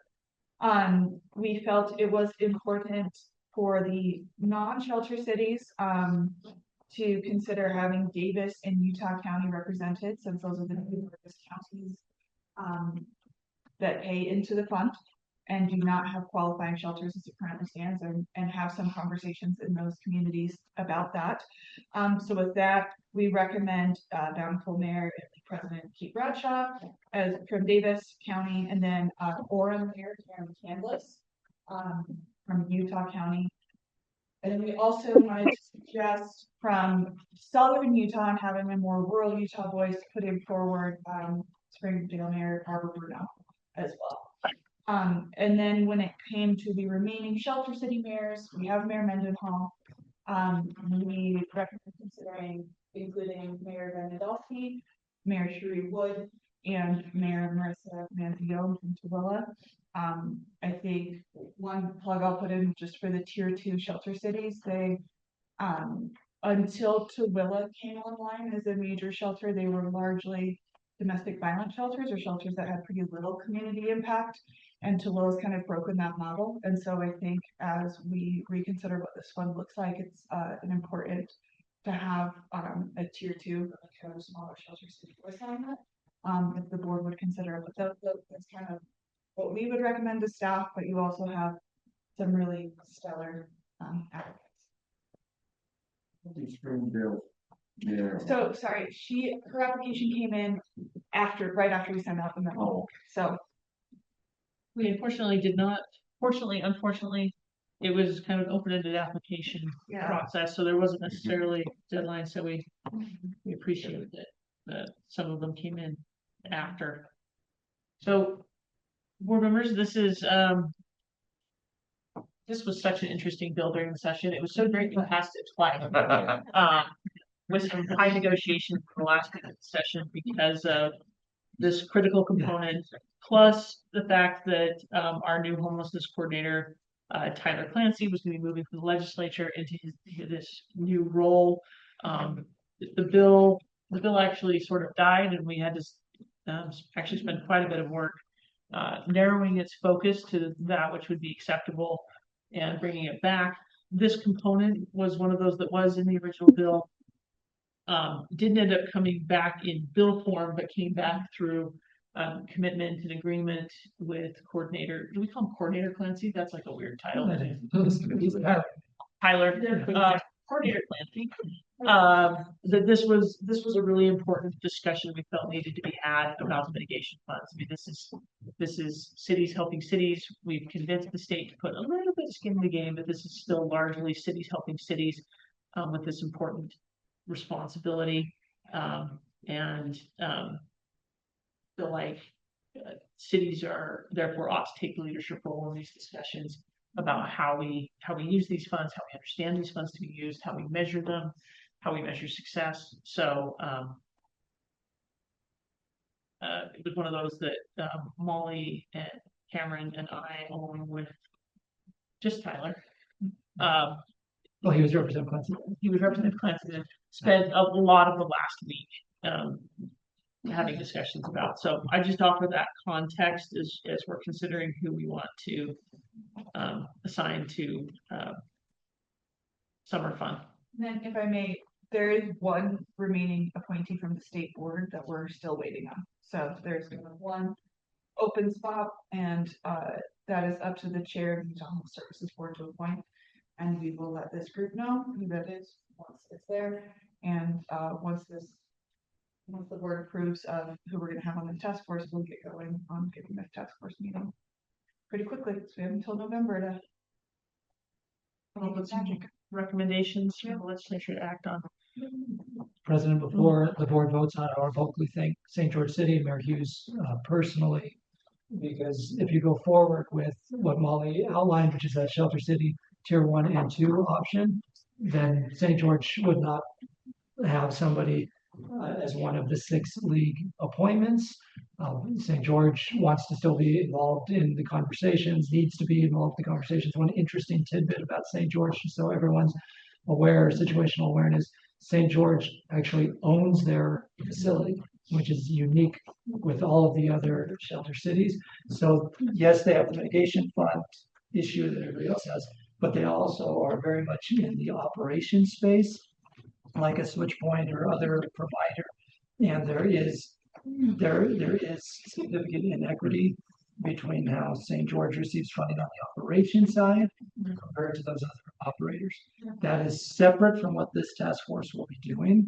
And St. George will be heavily involved in that conversation, has asked for the support of league members in that conversation too, which will be again separate but related to this, and Tyler Clancy's aware of it. And Cameron, one other thing I mentioned, I forgot at the top. One of the other groups that will convene frequently will do what we can to convene the league through LPC and everything else we mentioned, but Shelter Cities Advisory Board is a statutory group that exists, and I imagine that we will continue to convene that group pretty frequently. So that even though all of those mayors will not be on this work group, there will still be frequent conversations of specifically the shelter cities throughout this process as well. Will these be open meetings? You can still attend even though we're not on there. We haven't formalized that yet. It's not a formal public group. So I don't think we'd be following, there would be no like OPMA public noticing thing, but I don't know whether. It doesn't exist in statute, so it wouldn't, You're right. it wouldn't exist. It wouldn't be required. It would be required. But again, the intent here is that when we get to the end of the year, that every city and town of the state feels buy-in to that process. So that's why Molly indicated Shelter City Advisory Group, which is a statutory group, that'll continue operating LPC and board. And then our first step was just get the people, and then you approved the process last time. And we want to make sure it's as open as possible, while also making sure that you can have the candid conversations as possible. Because this is not a statutory group. This is something we were doing in partnership with OHS to resolve these issues going forward. I'm good with the names that the staff is recommending, but if there's something West Jordan can do to help, could attend some of those meetings. Just feel free to reach out to them. We'd be happy to do that. Thank you. And yeah, I just appreciate Molly's just thought process behind the selection of Boston State. Different, I know we have shelter, non-sheltered, tier 1, tier 2. I just appreciate the thought process of this, and I think you have some great recommendations. I'm supportive of all this. Team effort. Yes, yeah, and I think it's a good team that you brought together. Any other comments, questions? Oh, it looks like Councilmember Finchem has her hand raised. I just wanted to mention also, and I'm sorry if this is super loud, the work that's gone into these recommendations too. I've looked this over quite a bit and talked about it, and it seemed like a bit of a Rubik's Cube in trying to make sure we have coverage from all the tiers and the areas and the shelter cities and the non-shelter cities. So I appreciate all the work and the thought that's gone into this, and appreciate very much the recommendation to have some representation from Southern Utah as well. Thank you, Councilmember, and that was the appropriate volume, which is, by the way, all on our end in the room. Full volume of the TV, but that was a good volume. Thank you. And then I saw that we had another hand up. I think it was Councilmember Foley. Maybe not. Nope. Okay, maybe the hand from the last comment. Any other comments, questions, feedback from the board? All right, seeing none, is anyone prepared to make a motion related to the staff recommendations? I kind of did, so I'll finish it. Thank you. Mayor Burton moves the staff recommendations for both the shelter city and the non-shelter city participant nomination. Second. We have a second from Councilmember Dugan. We've had a bit of discussion, so we'll just go ahead and move to the vote on this one. All in favor, please say aye. Aye. Aye. Like we have a little bit in the chat, so we'll just wait for those ayes. Okay. Any opposed? Seeing none, looking forward to spend some quality time on this topic. And that will move us over to our advocacy report. Justin. Abacus timing, Jared, I think you're first on this. Yes. So, let's see. Last board meeting, we talked a little bit about, I've think that litigator, Amicus. Yeah. Not a litigator, but that's what they said. The amicus request from Salt Lake City regarding effect fees, and as far as timing goes, we were able to meet with the litigator as well as the individual from UX who will be drafting the amicus brief. There was an extension for filing of the initial brief filed by Salt Lake City to July 9th.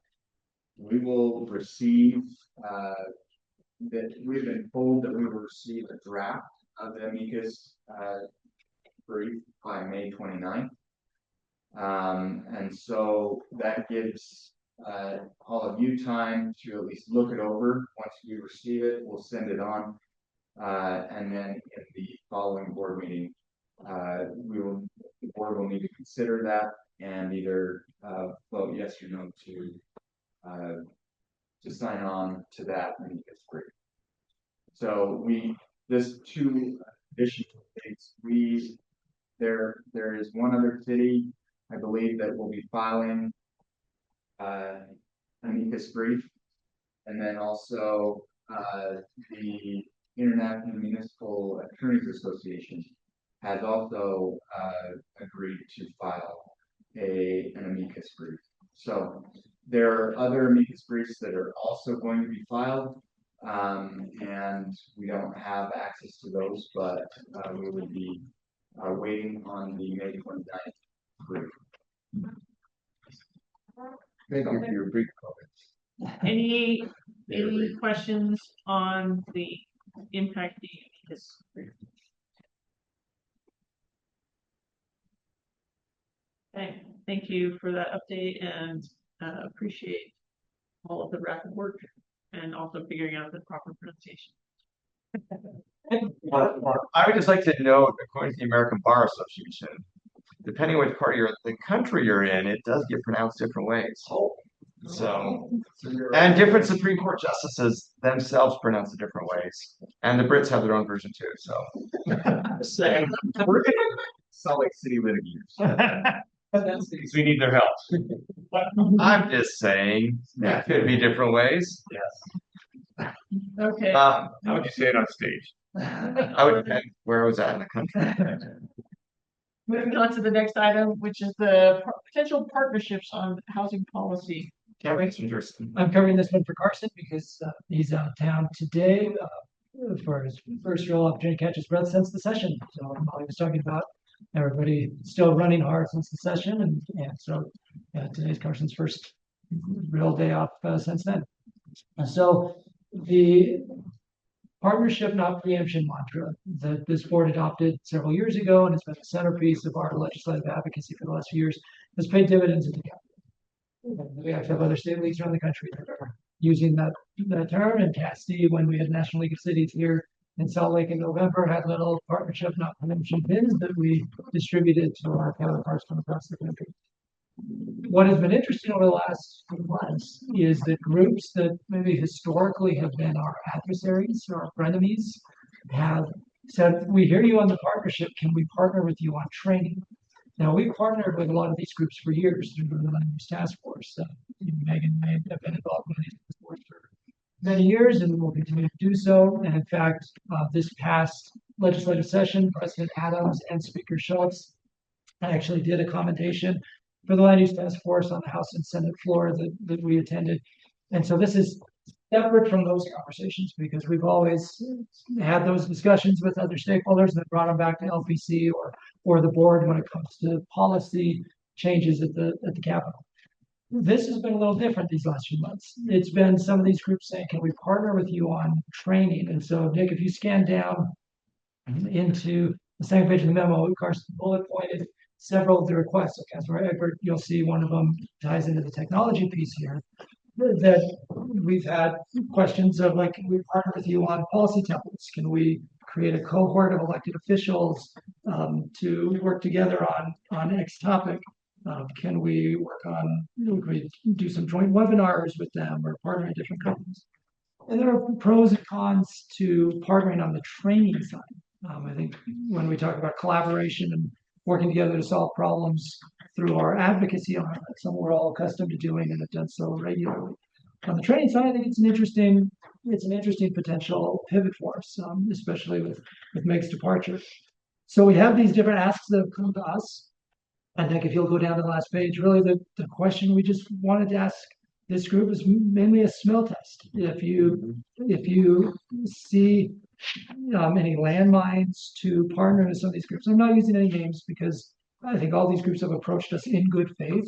saying we want to partner with you on some training, but you've seen the different topics that they're doing. So on one hand, I think there's a reputational benefit to say we're working together with these groups on this type of training. On the other, there's also the reputational risk that it feels like we're maybe endorsing a group that has historically been at odds with cities. But it's an interesting partnership opportunity. So really the question, and this is again just come up in the last few weeks as we're building out our advocacy and engagement priorities this summer. We just wanted a quick smell test from the board. Is this something worth pursuing? Is it worth pursuing to keep your guard up or keep your distance?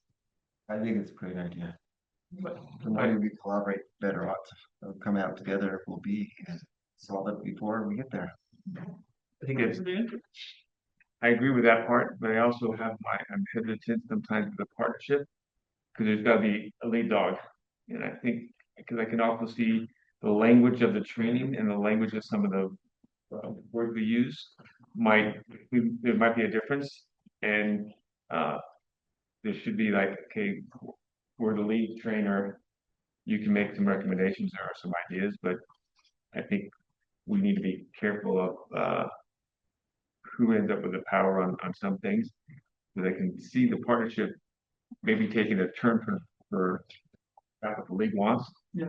And that would be you end up with that hustle on how you fish or how you train it. So that's my own thing.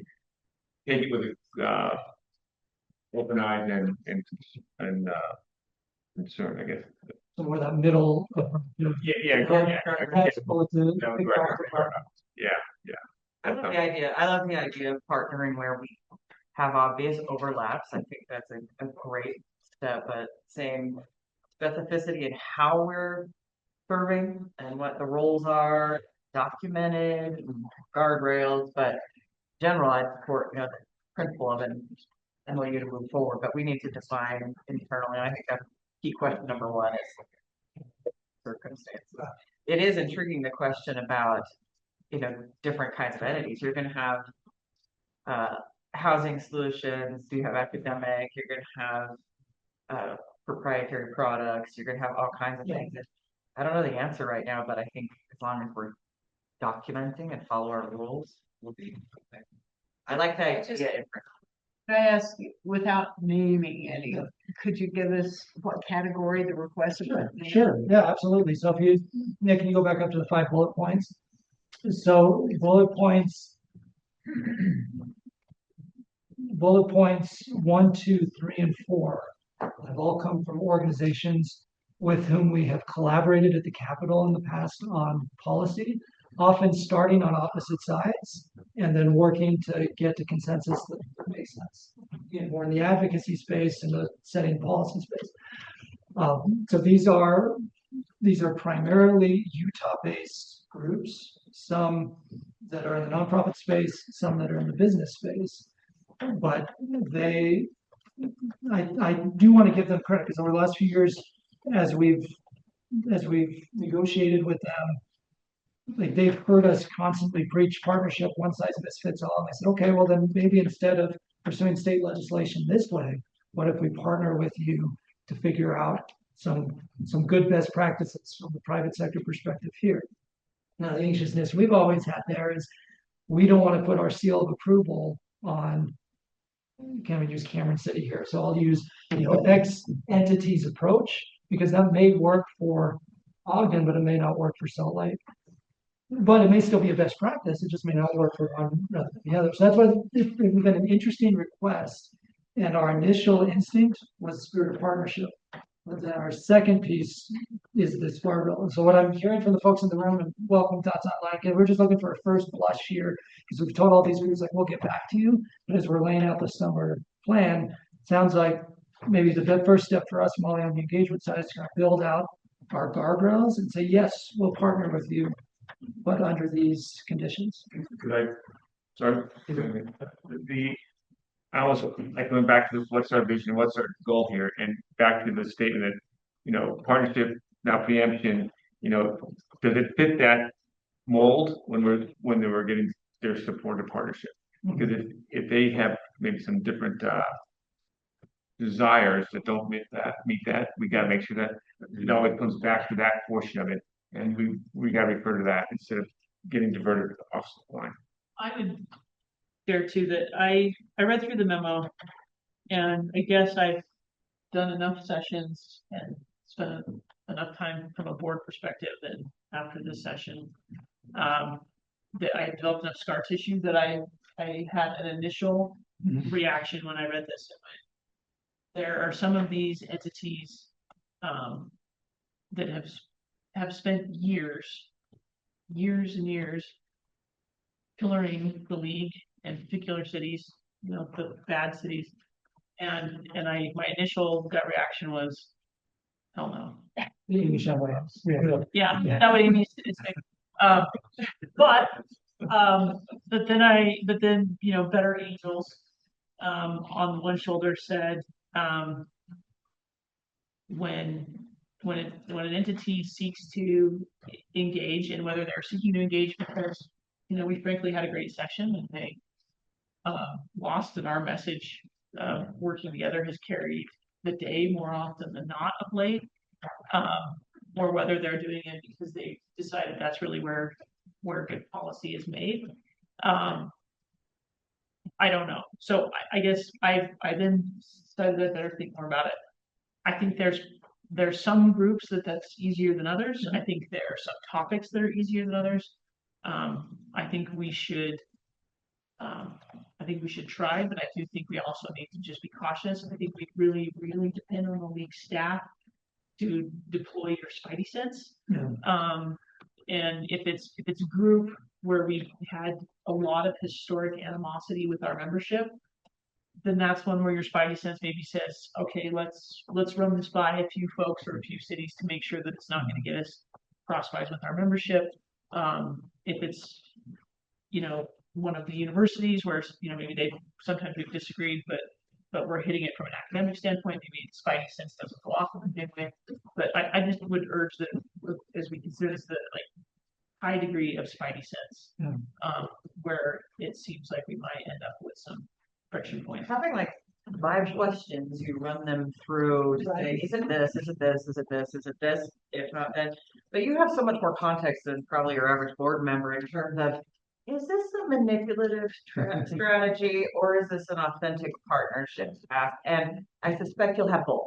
Yeah, or are you setting us up to fail somehow for the next session to tee up what you want when Yeah. like, well, but they wouldn't let us do the training, or they didn't do the training that we wanted, and so therefore we must. Yeah. We shall make them in a future legislation. And that's where I started to worry. And I see, I'm going to go to Mayor Shepherd and then I'll come back to you, Seth. Sorry. You're good.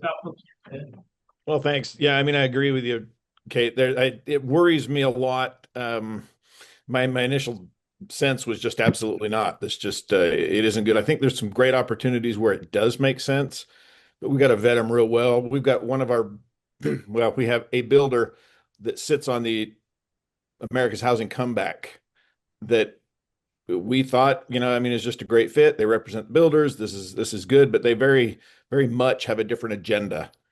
And it is even sitting there, not a very collaborative mentality from their end. And so it on face value, it looks great, but as soon as things are said, it's very apparent that they're not. And so I just have some serious guardrails up and some caution as we move forward with that.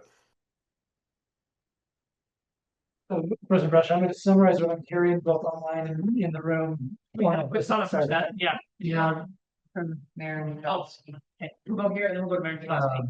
I think I'm in line with everything you just said and with what Mayor Shepherd just said as well. I'm thinking of a couple of interactions that we've had probably over the last decade where we've had some groups with whom we've met regularly, we've discussed policy, and we have what are maybe some informal ground rules. And then as the legislative session happens, there's some bills run that go outside of the context. So I think those guardrails, identifying how the collaboration can exist, and so long as it looks like this, you know, and we're comfortable with it, then I think I'm okay with it. But if we start to see the end around, or maybe as Kate was describing it, looks like the for Mayor Palmer's sake, the fellowship seems to be falling apart. then I think we can end it. But I'm always for collaboration. I'm certainly Pollyanna when I look at that kind of stuff, but I'm Larry too. So if we can identify the guardrails and if we can vet the issues and create the relationship and it stays within it, great. But if it goes around it, I think having an exit strategy could be helpful. It's not a great way to enter relationships. Very much. It's like, I feel the same way. I'm on the see with our guard train. I think we kind of have to accept it, or else I think we're setting ourselves up for more confrontation later. I think I suspect there'll be a mix of success and failure, hence the bring up. But I've seen it go both ways, and I'm imagining some of the groups that you're mentioning. I would ask that the staff have that spidey sense, not just about the group, but also about the interest and the issue that group represents. We're just starting to see more and more pressure around from the public, like these workarounds and these side deal things. Well, be on the lookout for if we're not making ourselves look like we're opening up these new avenues that are non-transparent. Okay, I think these Yeah, are the the summary, perfect got it. comments. That's right. That's what we wanted. Thank you. That's helpful. There is a chat. Oh. That's also a good summary for me. Okay. 2 minutes. Where to, which of the things do you want to hit in? LPC plan. Yeah, Nick, can you bring this? We can go through these pretty quickly. LPC plan. We've got some LPCs coming up this year.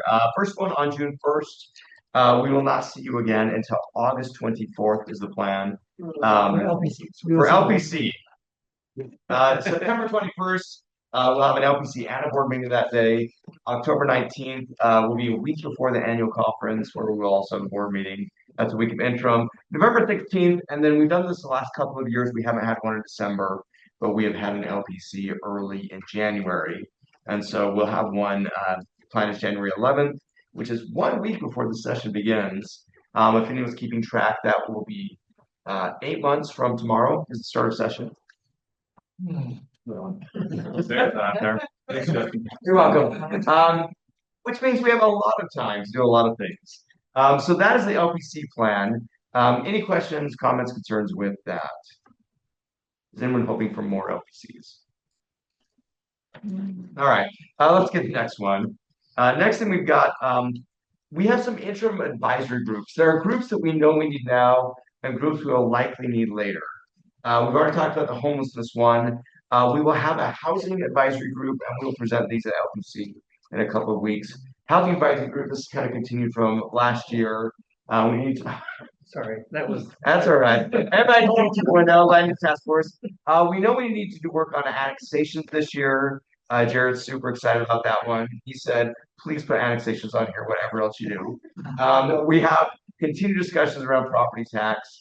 And then as we already discussed, there's going to be a lot of work around economic development this year. Last year, we had an economic development group that helped us with TUF and several other things. This is a continuation of that.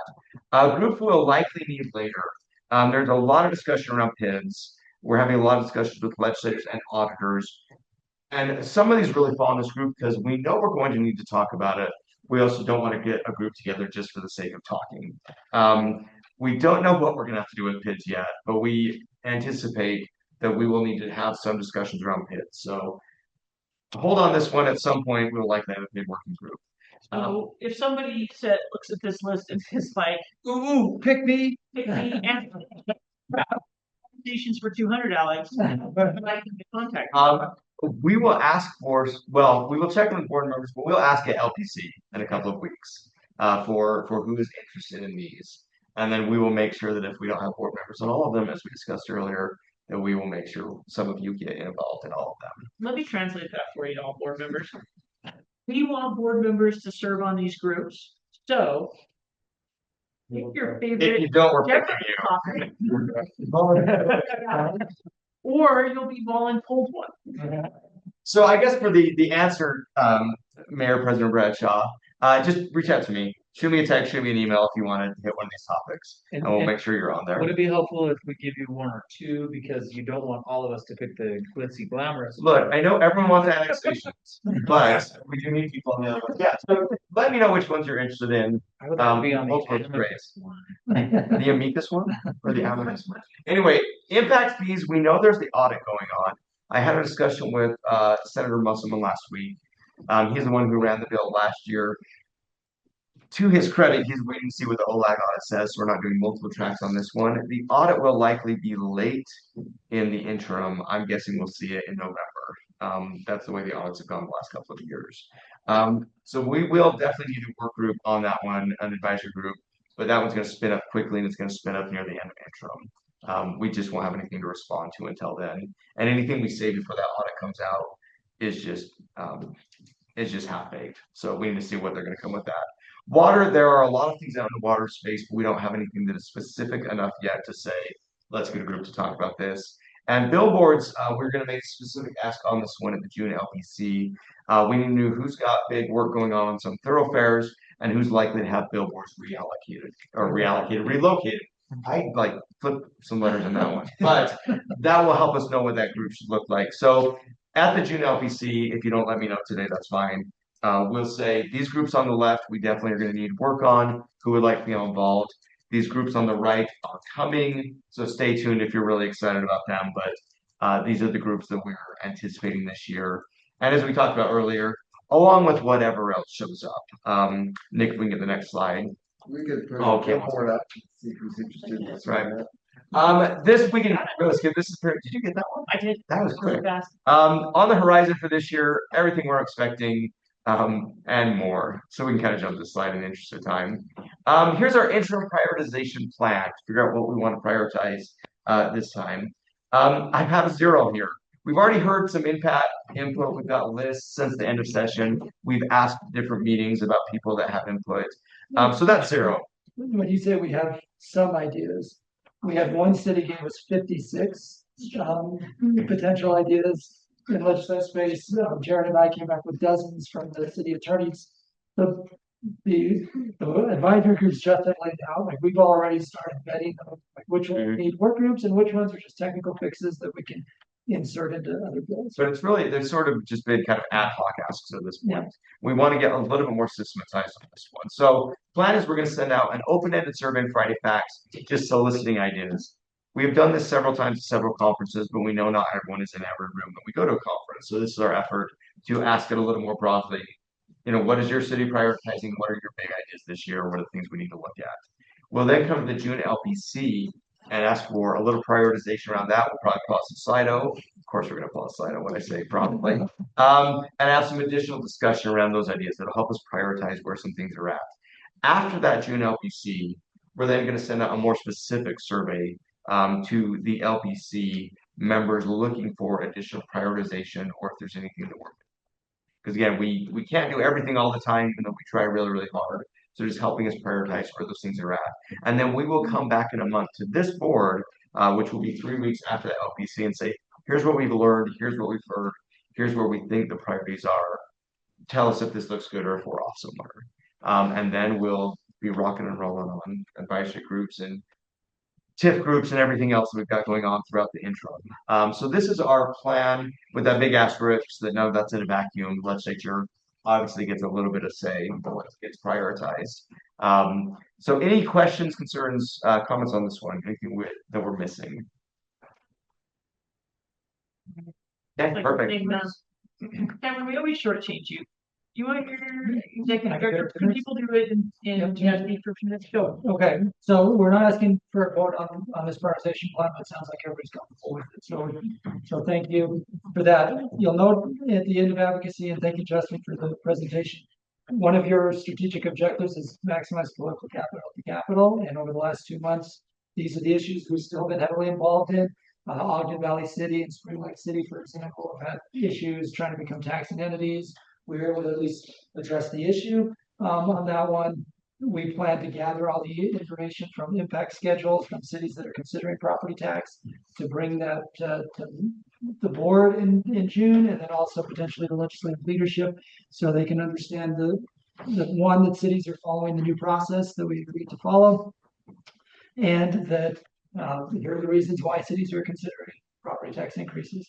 To date, per the survey that we are gathering from our members, we know of at least 50 cities that have initiated the taxation process. We expect that number to be bigger, when it's all said and done. We also are getting a lot of pushback from different stakeholders around city fees.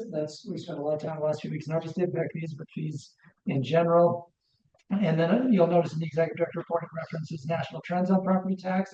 Jared and Alexa attended a national webinar last week, and it's really scary to look at what's happening in Ohio and Georgia. Alexa and Jared nodding their heads for those online.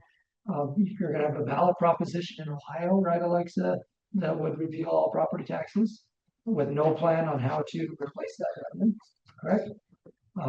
Georgia and Florida are both having big battles over property tax. So we're trying to learn from what the different state leagues are doing there and then use it here. And I think we're ahead of the game because of the video series we put together in our outreach to legislators.